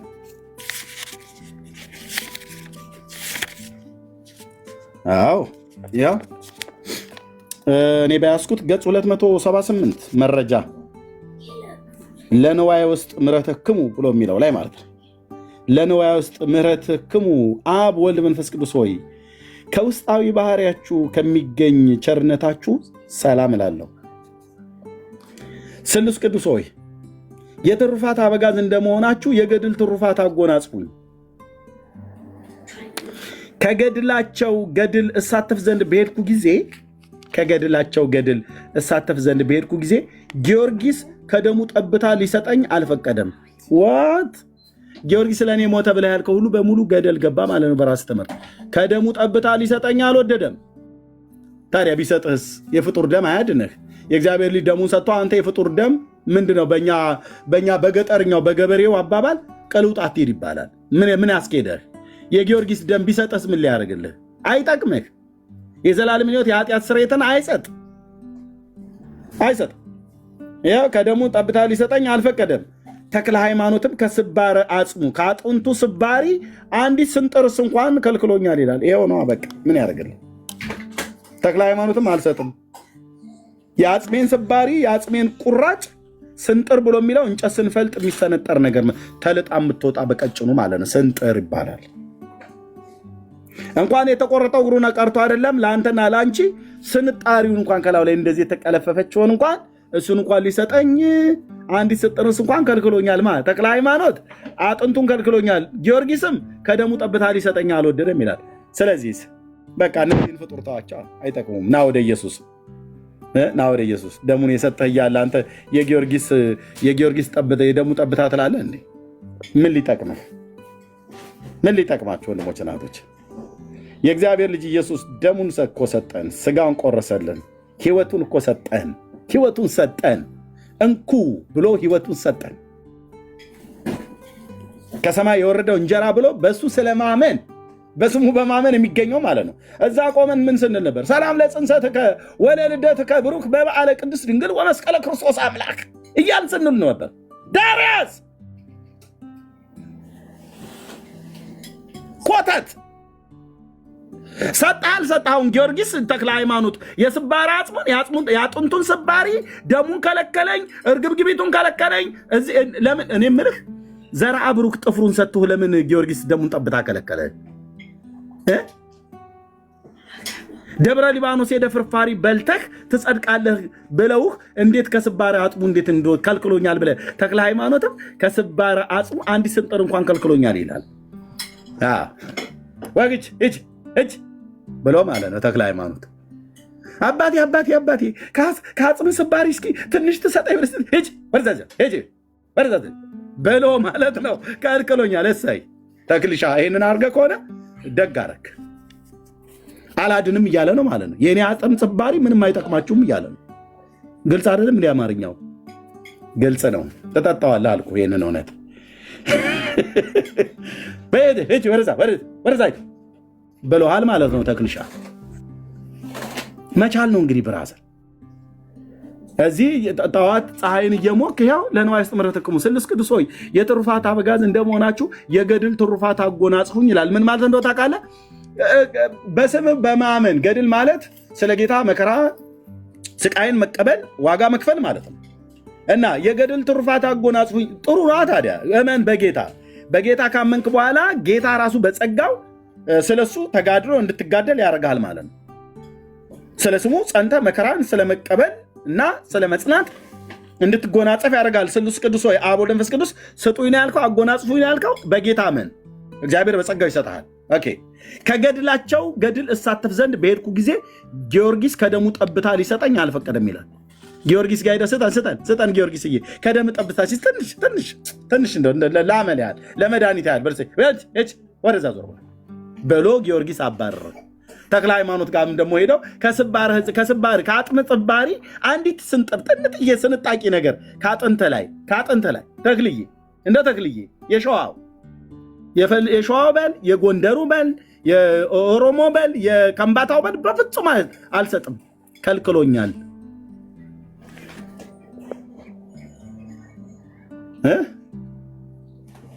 ተክለየ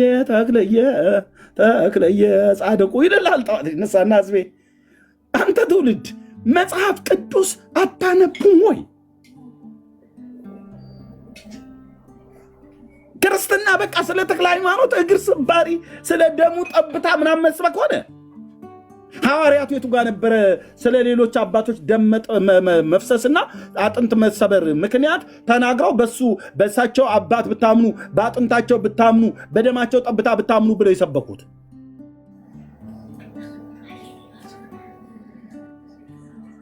የለም። ትሰማለህ? የለም። ጊዮርጊስም የደሙን ጠብታ ይስጥህ፣ ተክለ ሃይማኖትም የአጥንቱን ስባሪ አልሰጠም። ሲጀምር አልሰጠም፣ ከለከለኝ ነው የምለው። ጊዮርጊስም ከለከለኝ፣ ተክለ ሃይማኖትም ከለከለኝ ይላል። እኔ የምልህ እነዚህ ስስታም ስለሆኑ እንደ የማይሰጡት ዘራ ብሩክ ጥፍሩን ሰጥቶኛል ብላችሁ አልነበረም እንዴ? ፀጉሩና ጥፍሩን የዘራ ብሩክ ሰጠን እኮ ብላችኋል። ዘራ ብሩክ ጥፍሩና ፀጉሩን ከሰጣችሁ ጊዮርጊስና ተክለ ሃይማኖት ደምና አጥንታቸውን ለምን ከለከሏችሁ? ግማሹ ስስታም ግማሹ ቸር ስለሆነ ነው። የሁሉም አይጠቅማችሁም። የዘራ ብሩክም ጥፍር አይጠቅምህም፣ የጊዮርጊስም ደም አይጠቅምህም፣ የተክለ ሃይማኖትም የአጥንት ስባሪ አይጠቅምህም። የሚበጀን የሚያድነን የተቀባው የአብ ልጅ ጌታ ኢየሱስ ክርስቶስ ነው። በስሙ ንስሐና የኃጢአት ይቅርታ የሚገኘው በእርሱና በእርሱ ብቻ ነው። አለቀ። ስጋ ለባሹን ክንዱ የሚያደርግ የተረገመው ነው ብሎ ያለው። በስጋ ለባሽ ትታመናለህ እንደ አንተ? ስጋ ለባሽን ትደገፋላችሁ? ወንድሞች እናቶች፣ ምን ያደርግልሃል? አሁን የጊዮርጊስን ደም ጠብታ ስጠኝ። ቀይ መስቀል ሰራተኛ አይደለህ አንተ? ምን ያደርግልሃል?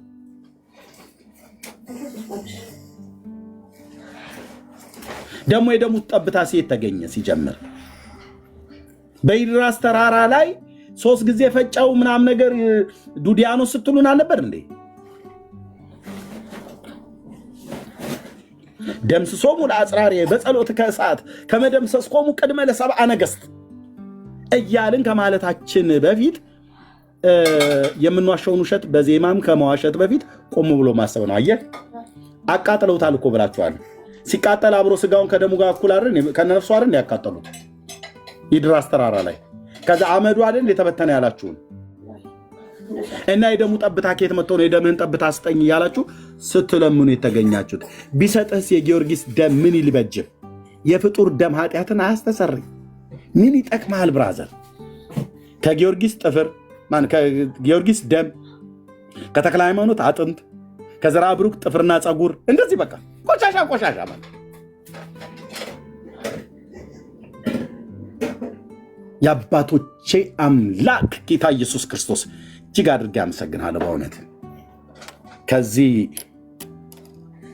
በዕውርነት ተመቶ በደመ ነፍስ ከሲኦል ከሚነዳ ማህበረሰብ መካከል የምሕረት አይኖች ስላዩኝ አሁንም እግዚአብሔር ይድኑ ዘንድ እውነትን ወደ ማወቅ እንዲደርሱ ትወዳለህና ሰዎች ሁሉ ይድኑ ዘንድ እውነትንም ወደ ማወቅ እንዲደርሱ ትወዳለህና ይህንን እውነት በወንጌል ላይ የተጻፈውን እውነትህን በአንተ በመንፈስህ ኃይልና ጉልበት በማንም ፊት ሳናፍር ለቃል ታማኝ ሆነን እንድንሰብክ እንድናገለግል የምንናገረውንም ቃል እንዲሰሙ የሊዲያ ልብ እንደከፈትክላት ጳውሎስ የሚናገረውን ቃል እንድትሰማ ልቧን የከፈትክ እግዚአብሔር የምንናገረውን ቃል ሰምተው አስተውለው ለሕይወት የሚሆን ንስሐን ሰጥታቸው እነሱንም እንደኛ እንዲድኑ አይኖቻቸው እንድትከፍትላቸው በስምህ እንለምናለን።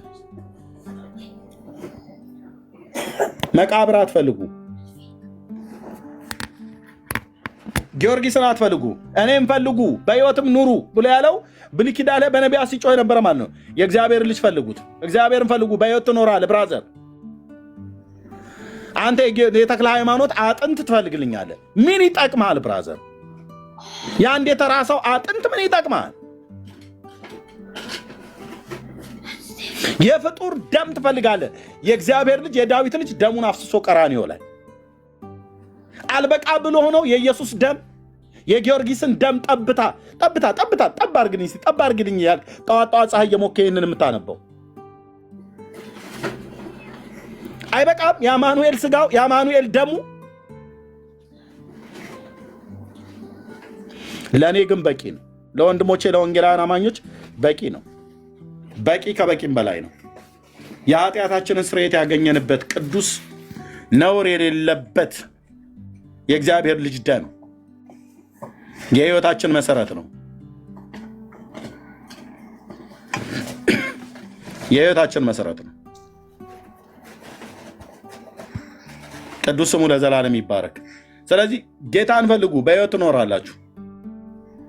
ኢየሱስን ፈልጉ፣ በሕይወት ትኖራላችሁ። ይህም ብዬ ላለው ጸጋና ሰላም ይብዛላችሁ። ተባረኩ። ወንድምነ ዳንዬ መጥቷል የሚለው ነገር ካለ በውና አይ ቲንክ ኤርሚ ካናዳ ስለሆነ ያለው ሌሊት ነው መተኛት ካለበት ጊዜው እንዳልወስድበት። ወንድምነት እንኳን እንዳላመጣ የምትለው ካለ በልና እንጨርሳለን።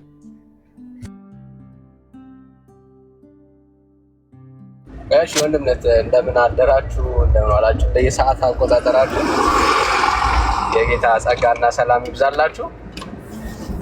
ሰላም ብያለሁ። በቂ ነው ወንድምነት፣ አንተ ከተናገርከው ላይ መናገር አያስፈልግም። ኢየሱስን ይመልከቱ ነው ተስፋችን፣ እሱ ነው። ኢየሱስን የህይወት ነው ወንድምነት ጥሩ አድርገህ አስቀምጠዋል። ጸጋ ይብዛልህ። ተባረክ።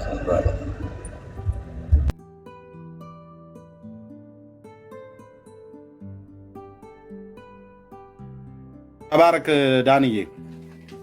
ኤርሚ ቅድም ያልከኝ ወንድሞች በውስጥ ሊያገኙን ከፈለጉ የዋትሳፕ ቁጥሬን የሰጠው ስጣቸው፣ ወይ ደግሞ አንተ ጋር የሚመጡ ከሆነ ገስት ላይ ተቀምጠው የትኛውንም ጥያቄ ቢጠይቁ ልመልስላቸው። እኔም ወንድሞቼም ዝግጁ ነን። በሌላ ቀን ቀጥራቸው ገስት ላይ ገብተው ይጠይቁን፣ በትህትና እንመልስላቸዋለን።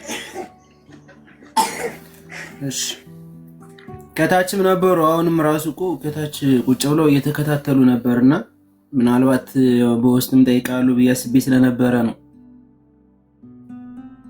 ሁሉም ሰው ወደ ጌታ መምጣት ይፈልጋሉ። እውነታውም ገብቷቸዋል። ሲጀመር እውነታውን አውቀውታልኝ። ከምንም በላይ መጽሐፍ ቅዱስንም አንብቡ እያልኳቸው ነበር በተቻለ መጠን። እነሱም እያነበቡ ነው መጽሐፍ ቅዱስን እና አንድም ሁለትም ሶስትም ጠይቀው የነበረ እሱን ደግሞ እኔ መመለስ አልችልም። ያው ገና እየተማርኩ ነው። ዛሬም ትምህርት ላይ ነው የነበርኩኝ።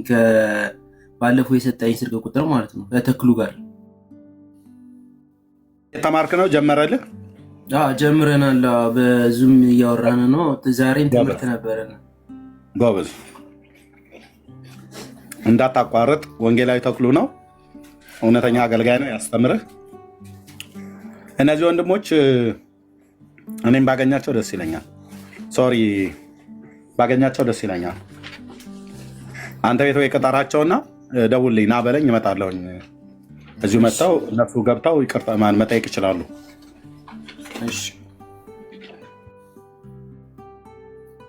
እኔ ግን ባትሄድ ችግር የለውም። እኔ መቆየት እችላለሁ ከዚህ ጋር። አሁን እኔ ትምህርቱን ስለምፈልገው በተለይ አንተ ስታስተምር ደግሞ ደስ ብሎኝ ስለሆነ ስመማረው ነገም እንደዚህ ኦፍ ነኝ። ችግር የለውም መቆየት ከፈለግ ምናልባት አሁን ከቻሉ ይምጡ። አደነ የተወሰነ ሰዓት ደረሰ። ኦኬ እኔ ጋር ልጆችን ማስተኛበት ሰዓት ደረሰ። ነገ ቅጠራቸው ከዚህ ሰዓት ወደኋላ ቀደም ብዬ ማለት ነው። በእናንተ 6 ላይ ነው አይደል እራት የምትበሉት? 6 ላይ ነው እራት በልተህ እንደጨረስክ ማለት ነው። አሁን ስንት ነው? አሁን 12 ሰዓት ከ52 ማለት 1 ሰዓት እየሆነ ነው። በሌሊቱ በኢትዮጵያ 7 ሰዓት እየሆነ ነው። አሁን ከምናወራበት ከ6 ሰዓት በኋላ እራት እንደበላህ 6-7 ላይ ካልጋሪ ነው አይደል ያለው? እኔ ካልጋሪ ነኝ። በቃ 7 ላይ እራት ምናምን ነገር በልተህ ካሉ አስገባቸውና ጥራን። እኔም እነ ዳንዬም ምናምን እንመጣለን። ሻራ አደርግላቸዋለሁ ወይም ደውዬ እጠራቸዋለሁ። ዳኒ ስልክህን አላስቀመጥክልኝም፣ እኔም ባለፈው አስቀምጣለሁ ብዬ እስካሁን አላወራንም ከዳኒ ጋር። ሊዮን አይተዋልኝ ኤርሚዬ አስቀምጥልሃለሁ። ተባረክ። ጸጋ ይብዛልህ ወንድሜ፣ አመሰግናለሁ። ሊዮን አወቀው ኤርሚዬ? ማን ነው ሊዮ? ሊዮ ታች ያለው ማለት ነው። አንዳቸውን ከታች ላድርግና ላስገባው። እሱ ነው በደንብ እያስተማራቸው ያለው። እኔ አንዳንድ ጊዜ እንትን ሲል እሱ እየገባ በደንብ ያስተምራቸዋል። በላስታወቅ በደንብ ይወርድልህ። አንዳቸው ከታች ሆኑና ሊዮ ላስገባ። እኔ ወርዳለሁ። በደንብ ይተዋወቁት። በጣም ስሙ ወንጌልን በደንብ ይሰብካልኝ። እሱ ነው በደንብ እስካሁን ድረስ እየተከታተለ የሚያስተምራቸው እሱ ነው እስካሁን።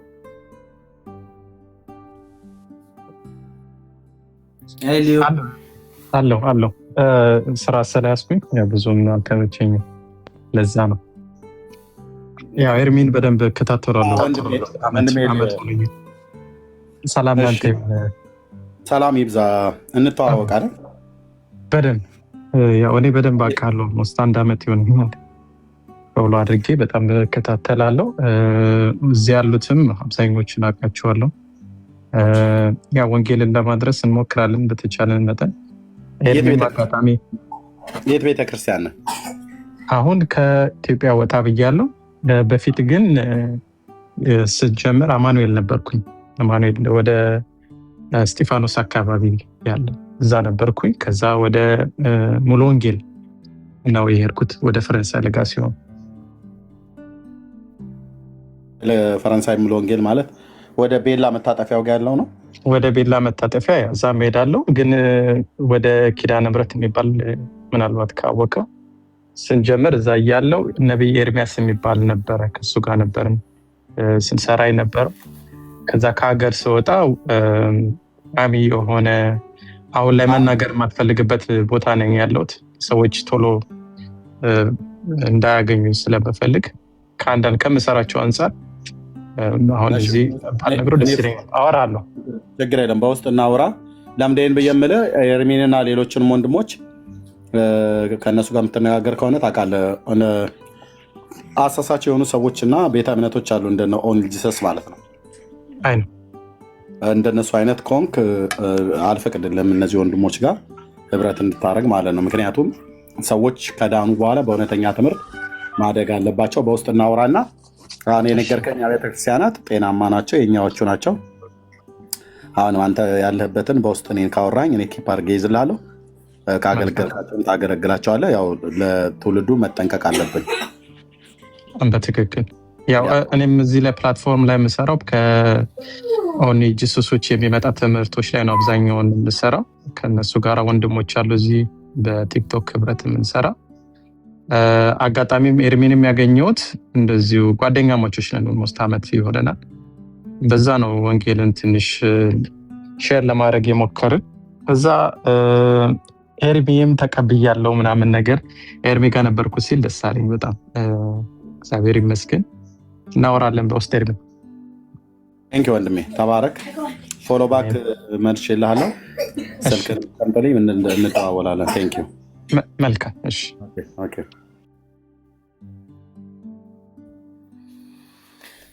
ተመስገን እንኳን በደንብ ተዋወቃችሁ። እሱ ነው ከብዙ ጊዜ ከቤት ተቀምጦ ስከፍት ጀምሮ እየተከታተለ ጥያቄዎችም ሲኖራቸው እያንዳንዶችን የእግዚአብሔርን ቃል በደንብ አድርጎ እየገለጸ ያስተምራቸዋልኝ በተቻለው መጠን። ስለተዋወቋችሁ ደስ ይላል። ዳኒን ተዋወቀው ሊሆዬ ዳኒም እሱን መጀመሪያ ስከታተለ ነበር። 2 ዓመት ተከትዬ ነው ኤርሚያስን ብዙ ወንጌልን የተማርኩት። ዳኒ ሳይበ ነው። ዳኒም አውቀዋለሁ አብረው ስለሚገቡ አብሮ ነው የሚገቡ ብዙ ጊዜ። እሱ ቤኪ ኤርሚ በደንብ አውቃቸዋለሁ።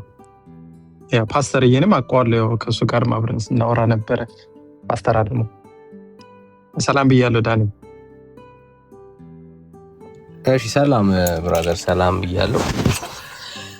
ጸጋና ሰላም ይብዛልህ። ተባረክ። ያው ወንድምነት ያለው ለመጠንቀቅ ያክል ነው፣ ሰዎችን አሳልፎ ላለመስጠት።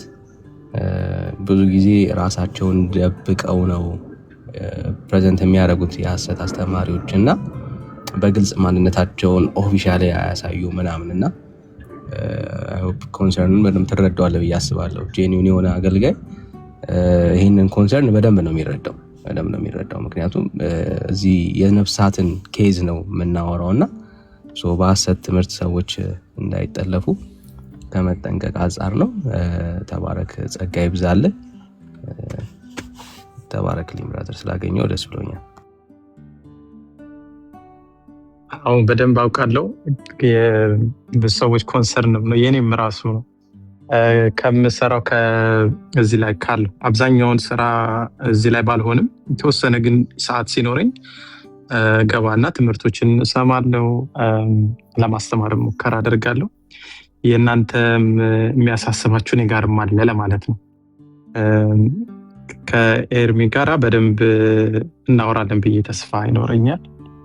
ያለውበትን ቦታ የትኛው ቸርች እንደሆነ በደንብ ከሱ ጋርም ስልክ ተለዋውጠን እናወራለን። የተወሰኑ ሰዎች አሉ የሚያውቁኝ፣ በአካል ግን የሚያውቀኝ ሰው እዚህ እኔ እንጃ አይመስለኝም። በአካል የሚያውቀኝ ሰው ያለ አይመስለኝም። ይሄን ለማለት ነው።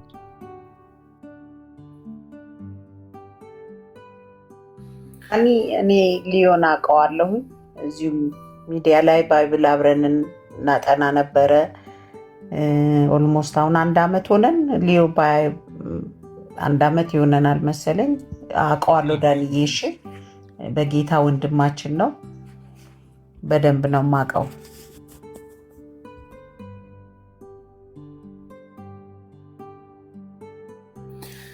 እግዚአብሔር ይመስገን። ኤርሚዬ በጣም ስለመጣ በጣም ደስ ብሎኛል። ቅድም የሆነ ልጅ የሰፈረ ልጅ ነኝ አብረን ያደግን አውቃለሁ እያለኝ ብዙ ጥያቄ እየጠየቀኝ ነበር። እኔም የተማርኳቸውን ምናምን ነገር እየነገርኩት ነበረ። አንተ መጠህ በደንብ አስረድተው ገብቶት ነው የሄደ። አይተሃል አይደለ? ቅድም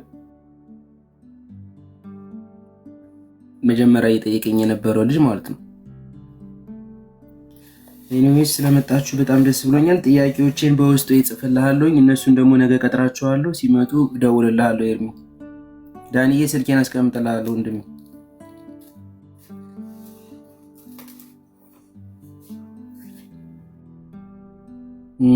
ፓስተር አዲስ ተቀላቅሎናል።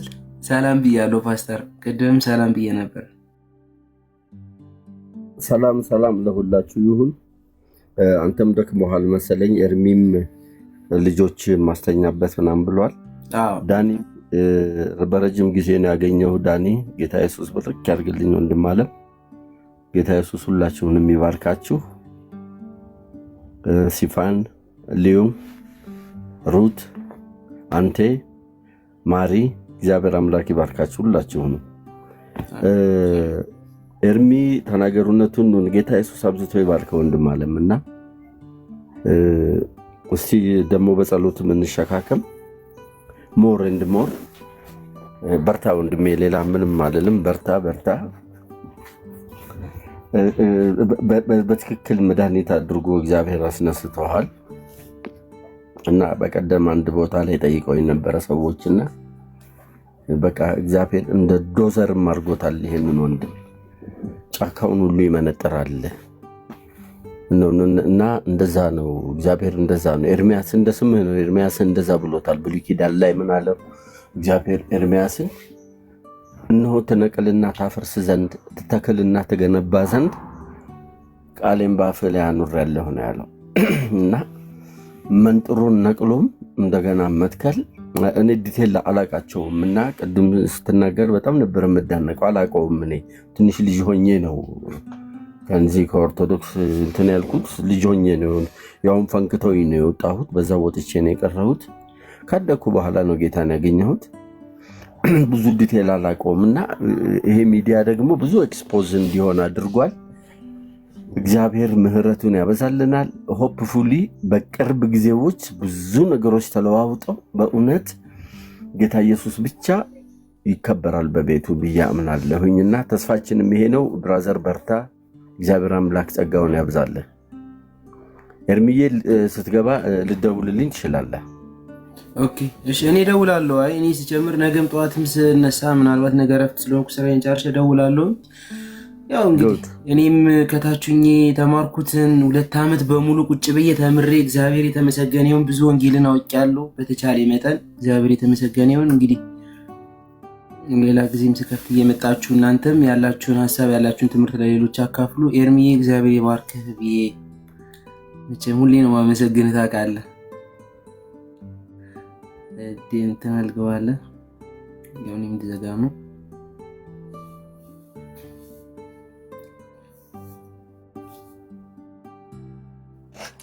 ወይ ቃል ለያችሁ ነው። እኔ ተባረኩ። ነገ ወይ እንደዚህ እንገናኛለን። ጌታ ይፈቅድ። ጸጋ ይብዛላችሁ ሁላችሁ። ሰላም ሁኑ። ልጆቼን ማስተኛት ስላለብኝ ኤርሚዬ አቤት አቋርጥ ወንድሜ ኤርሚያስ ወንጌላዊ ለኤርሚ ሰው አዘጋጅለት ደህንነት ትምህርት እንዲያስተምረው። ወንጌላዊ ተክሉን አገናኝቸዋለሁ። እሺ አዎ እዚህኛ ጋር ነው ያለው ወንጌላዊ ተክሉ ጀምረዋል። እሺ ዛሬ ጀምራችኋል አይደል? አዎ ዛሬ ጀምረን ባለፈው የላከው ቀን መጥቶ አግኝቶኛል በአካል ያ በቃ እና እንገናኛለን። በውስጥም እደውልልሃለሁ። እሺ ኤርሚ ተባረኩ። እሺ ሰላም ነው ወገኖች። እሺ ኦኬ ባይ።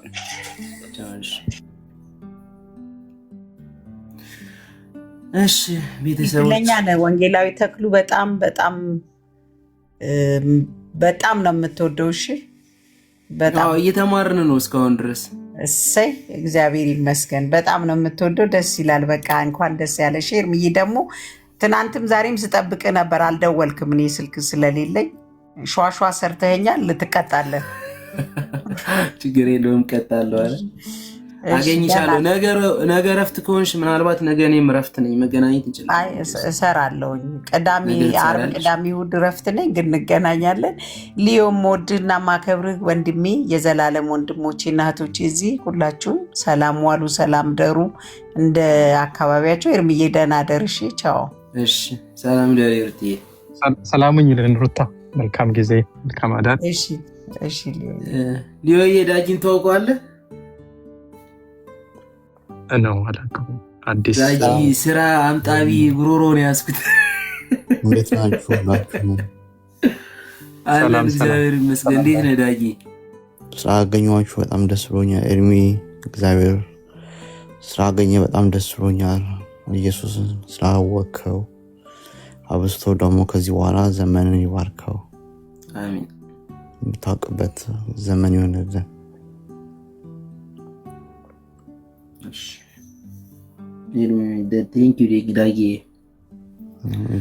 ያው ጀስት ከኔ ጋር ሌሊት ነው። ዳጊም ጋር ራሱ እኮ 9 ሰዓት ነው። እንዴት በዚህ ሰዓት እንደገባ አይደለም። 2 ሰዓት ቀድመኛለህ። ሴፉዬ ወይ ኤርሚዬ አንድ ሰው አስተዋውቂኝ እስኪ። አንተነን አስተዋውቂኝ እስኪ። አንተነን የመጀመሪያ እሺ አንተ የኔ አባት የተባረከ የእግዚአብሔር ቃል በቃ በሙላት በቃ በኃይል ነው የሚሰብከው ብታይና ተተዋወቀው። አንተ የኔ ውድ ተተዋወቀው። ዳጊዬ ሰላም ብያለሁኝ። ስላገኘ እንዴት ነው? ደስ ብሎኝ አለው። ጠፍተሃል አለው። ሴፍ አንተዬ ሰላም ነው? እንዴት ነህ ኤርሚዬ? ሁላችሁም እንዴት አደራችሁ? የጌታ ጸጋና ሰላም ይብዛላችሁ። ጌታ ስለረዳ፣ እግዚአብሔር ብርሃኑን ስላበራልህ፣ ጨለማን ከአንተ አንስቶ ህይወት ስለሰጠህ እጅግ ጌታን አመሰግናለሁ። ጌታ ስለ አንተ ስሙ ይባረክ። በአንተ ደግሞ ብዙዎችን እግዚአብሔር ወደ ብርሃኑ ያመጣል፣ ወደ ህይወት ያመጣል እናምናለን። ኤርሚ እንዳለህ ቅድም በተለይ ሰው ከዳነ በኋላ የጠራውን ወንጌል የነጠረውን ወንጌል ልክ እንደተቀበልከው የተቀበልከውን ነገር የሚያስቀጥለው ወንጌል ላይ ንጹህ ትምህርት ላይ ትኩረት ማድረግ ያስፈልጋል። እዚህ ጋር የተጠቀሰ ወንድማችን አለ ሊዮ ጸጋ ይብዛለት፣ ጌታ ዘመኑን ይባርክ። ከነሱ ጋር ከሌሎች ጋር ጠብቀህ በጣም መሄድ ይጠበቅብሃል። ቢኮዝ የዳነ ሰው መዳኑን ማጋራት አለበት፣ ማካፈል አለበት፣ መብዛት አለበት፣ መውለድ አለበት፣ ማዋለድ አለበት። ይሄ የወንጌል ማንነት ነው፣ ባህሪ ነው። የተቀበልነው ህይወት በእኛ ውስጥ ገብቶ የሚቀመጥ ሳይሆን ጨለማውን የሚንድ የጨለማን አሰራር የሚያፈርስ ለእህቶች፣ ለወንድሞች፣ ለአባቶችና ለእናቶች ፍቱን የሆነ መድኃኒት ነው። ግን በአንተ የጀመረ ደግሞ አንተ ጋር የሚቆም ሳይሆን የሚቀጥል ነው። ጳውሎስ እንዳለ በጌታ ደስ ይበላችሁ፣ ደግሜ እላለሁ ደስ ይበላችሁ አለና ምን አለ መሰለ፣ እሱ ይሄን የተናገረው እስር ቤት ሆኖ ነው። አሁን በእናንተ ህይወት ስራ የጀመረው እኔ አገልጋዩ ጳውሎስ ሳልሆን እኔ ሰባኪው ጳውሎስ ሳይሆን በእኔ ውስጥ የሰበከው ራሱ እግዚአብሔር ስለሆነ ስለተረዳው አሁን በእናንተ ስራ የጀመረው እግዚአብሔር እንደማያቋርጥና እንደሚቀጥል ተረድቻለሁ። አሁን ተረድተኛል ብዬ አስባለሁ ወንድሜ። ስለዚህ በአንተ ውስጥ ስራ የጀመረ አሁን አንተ ሳትሆን መለኮት ስለሆነ አምላክ ስለሆነ በአንተ ውስጥ ደግሞ እግዚአብሔር ብዙዎችን መድረስ ብዙዎችን መናጠቅ ከሃይማኖት እስራት ቅድም ኤርሚ ሲላቸው የነበሩ ነገሮች የሚገርም እሱ ሲያብራራቸው እኔም እንደተረዳው ታውቃለህ።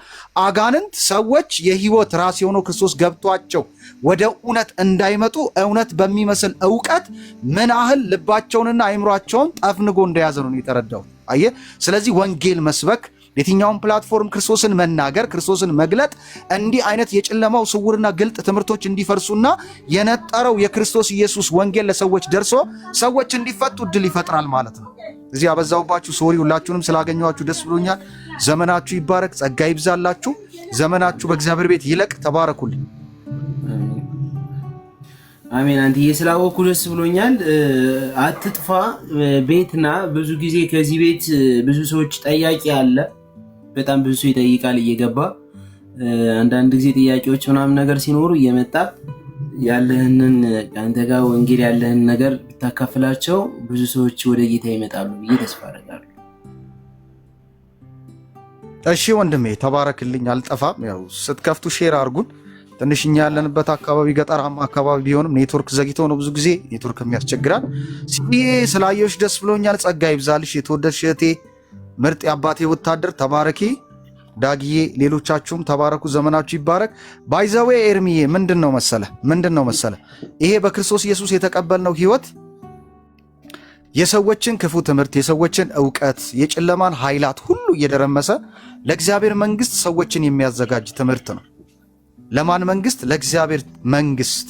ለየትኛዋ መንግስት? እቺ በክርስቶስ ኢየሱስ መስዋዕትነት ለቆመችው መንግስት ህይወት ለምትሆነው ፍጹም ሰላም ለምትሰጠው ፍጹም ለዘላለም እረፍት ለምትሰጠው። አሁን ምን ልፈልግ መሰለ በዚህ ፕላትፎርም ላይ እግዚአብሔር እንዲካወጣክ በደንብ እየተዘጋጀክ አንተም በራስ እየጸለይክ እየተጋደልክ ለነፍሳት ለቄሄ ብቻ ሳይሆን ለብዙ ነፍሳት ለመድረስ ጥማት ውስጥ ሊገባ ይገባል። መሻት ዕለት ዕለት ሊቀጣጠል ይገባል የሚል ነገር ላሳስብ እፈልጋለሁ። ምክንያቱም መሰለ ብዙ ሰዎች ይሰራሉ፣ ይለፋሉ፣ አካውንታቸው ላይ ከአንደኛው ባንክ ወደ አንደኛው ባንክ ያስቀምጣሉ። ዝናቸውን እውቀታቸው የሚገነቡት በዚህ ላይ ነው። የኔና አንተ አካውንት ደግሞ በክርስቶስ ኢየሱስ የሚተርፉ በወንጌል ሞኝነት የሚተርፉ እነሱ እህቶቻችን፣ ወንድሞቻችንና አባቶቻችን፣ እናቶቻችን ናቸው። በእኛ ሀገር ላይ አሁን ክርስቶስ በሙላት ካልተሰበከ ሰዎች ነፃ ካልወጡ በስተቀር ምድሪቷን ሰላም ትሆናለች ብለን አናምንም። ስለዚህ የኢየሱስ ሰላም በምድራችንም እንዲነግስ ሰዎች መትረፍ ማምለጥ በየቀኑ መጨመር ስላለባቸው በርታልኝ። ጸጋ ይብዛልህ። ጌታ ስለአንተ ስሙ ይባረክ፣ ስለ ኤርሚም ስሙ ይባረክ። እግዚአብሔር ስለሰጠን ወንድሞች ሁሉ እሱ ከፍ ይበል፣ ክብሩን እሱ ይውሰድ። በጣም ወዳችኋለሁ። ተባረኩልኝ። አሜን። አንተዬ እኔም ስላወኩ በጣም ደስ ብሎኛል። ጸጋው ይብዛልህ አባቴ። እንገናኛለን፣ በሰፊው እናወራለን። ምናልባት ነገ እኔ ስከፍት ሸር አደርግልሃለሁ። ጠያቂዎች ብዙ ሰዎች ከመጡም በዛውም ያለህን ነገር ታካፍልናለህ። ሴፍዬ እትዬ ስለመጣች ደስ ብሎኛል። ዳጊዬ ተኛ። በዚህ ሰዓት እንዴት እንደገባ አይዶ ነው። ተባረኩላችሁ። መልካም ጊዜ። አንተም እግዚአብሔር አብዝቶ ይባርክ። በርታ።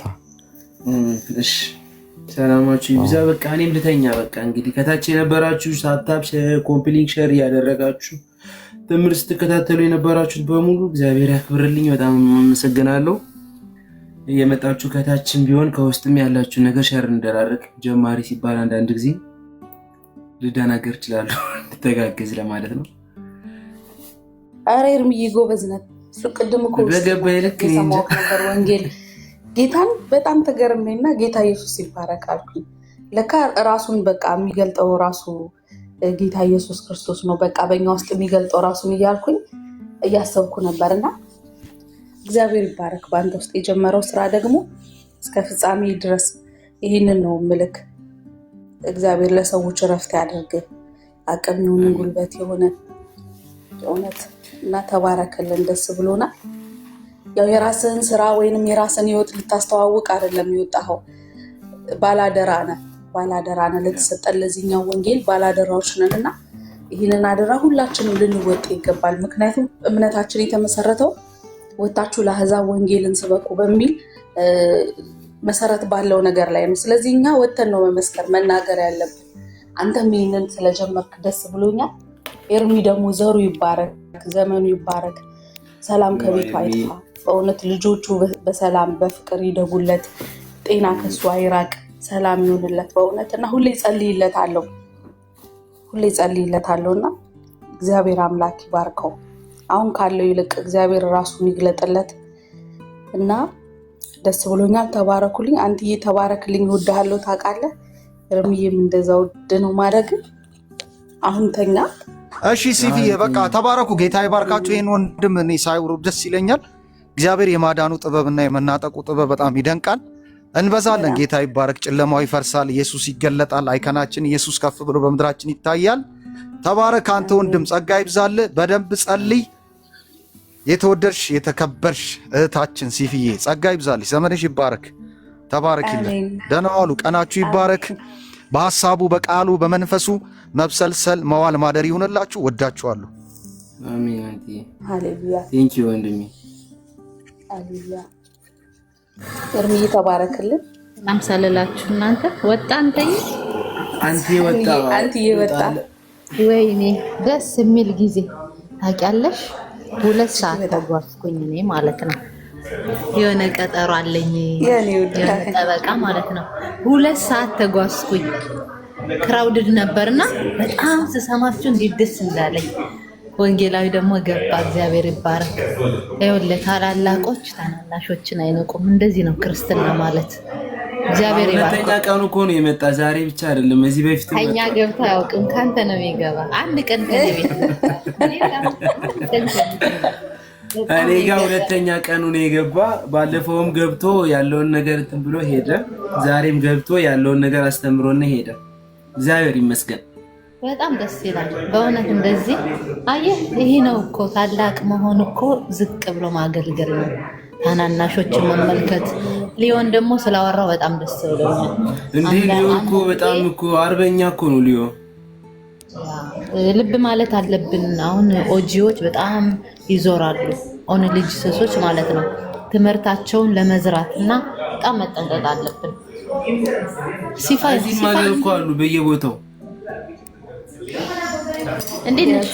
ያለውልሽ ማታተኛው እኮ ጌታ አንቺ ቤት በቃ ያኛው ልጅ ሲዘምር እንቅልፌን ይዞኝ በቃ በሚገርም መንፈስ ወይኔ ተኝቼ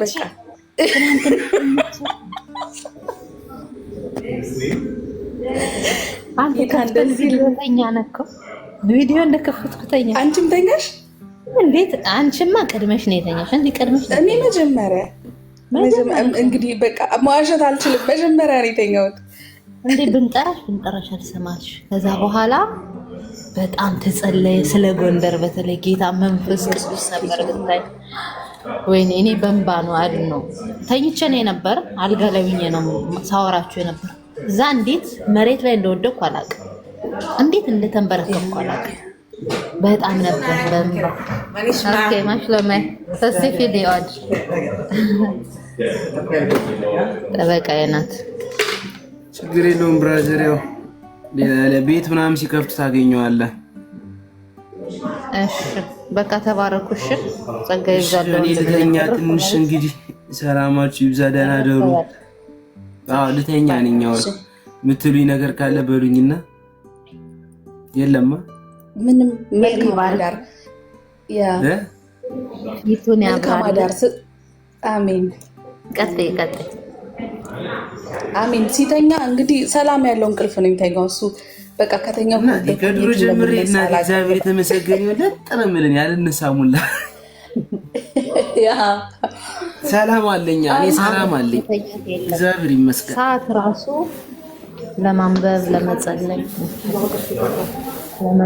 ለማንበብ በጣም እንትን ትላለህና የእንቅልፍ ሰዓትን በጣም ታሳጥራለህ። በጣም ነው ደስ የሚል ክርስትና ባይዘወይ እና እግዚአብሔር ይባርክ፣ ፊቱን ያብራልህ፣ ሰላሙንም ይስጥህ። ደግሞ የቃሉ መገለጥ በሙላት ይኖርብህ። እግዚአብሔር ቃሉን ይግለጥልህ። በጣም ጸልይ፣ ተንበርከክ፣ ጸልይ። እግዚአብሔር ሆይ ቃልህን አብራልኝ በለው። እግዚአብሔር ታላቅ አምላክ ነው እና ተባረክ። ሲፉዬ ባይ። እሺ ሰላም ደው የላኩትን እኮ ምን ላድርጋቸው? አይ በቃ ተዋቸው ኤርሚ፣ መተኛት አለብህ፣ ማረፍ አለብህ። ያገኙሃል ጠዋት እና እንትን ይሄ የግዕዝ ቁጥር እንትን በልሽ ለመማር ሞክር። አገኘሁ መጽሐፍ ቅዱስ እኮ በቃ አሁን በአማርኛው አለ። በቁጥሩ እንትን መደበኛ ትርጉም ነው።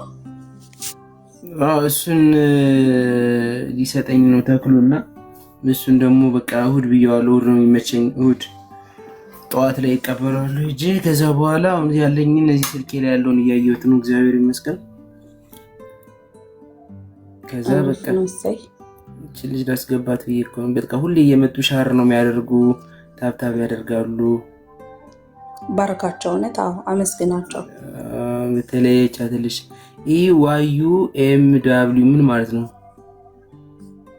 ቤልን አውቃታለሁ። ቤል እንኳን ሁሌ ነው ሻር ኮምፕሊንክ የምታደርገው። ልኬላችኋለሁ ምናምን ከገቡ ብዬ ነው። ሰኒ የተወደደችበት ያለች ነው። በቃ ልተኛ እንግዲህ። አልጋ ሰፊ ነው ደግሞ አልጋው ይገላበጥበት ይሻላል። ሰላም እንዴት ነህ? ሻሎም የምትሉኝ ነገር አላችሁ? የመጣችሁ የአባቴ ብሩካን ከታችም ያላችሁ የጌታ ሰላም ጸጋ ይብዛላችሁ። ተባረኩ። ጌታ ይባርካችሁ። ዘመናችሁ ይባረክ። ጌታ በክርስቶስ በራሱ ደም ይዋጃችሁ፣ ይጠብቃችሁ። መናፍስታኖች ደግሞ መንግስቴን አስለቀቃችሁ፣ ልጆቼን ተናጠቃችሁ የሚል ክፉ ሁሉ በሱ ስም የተመታ ይሁን።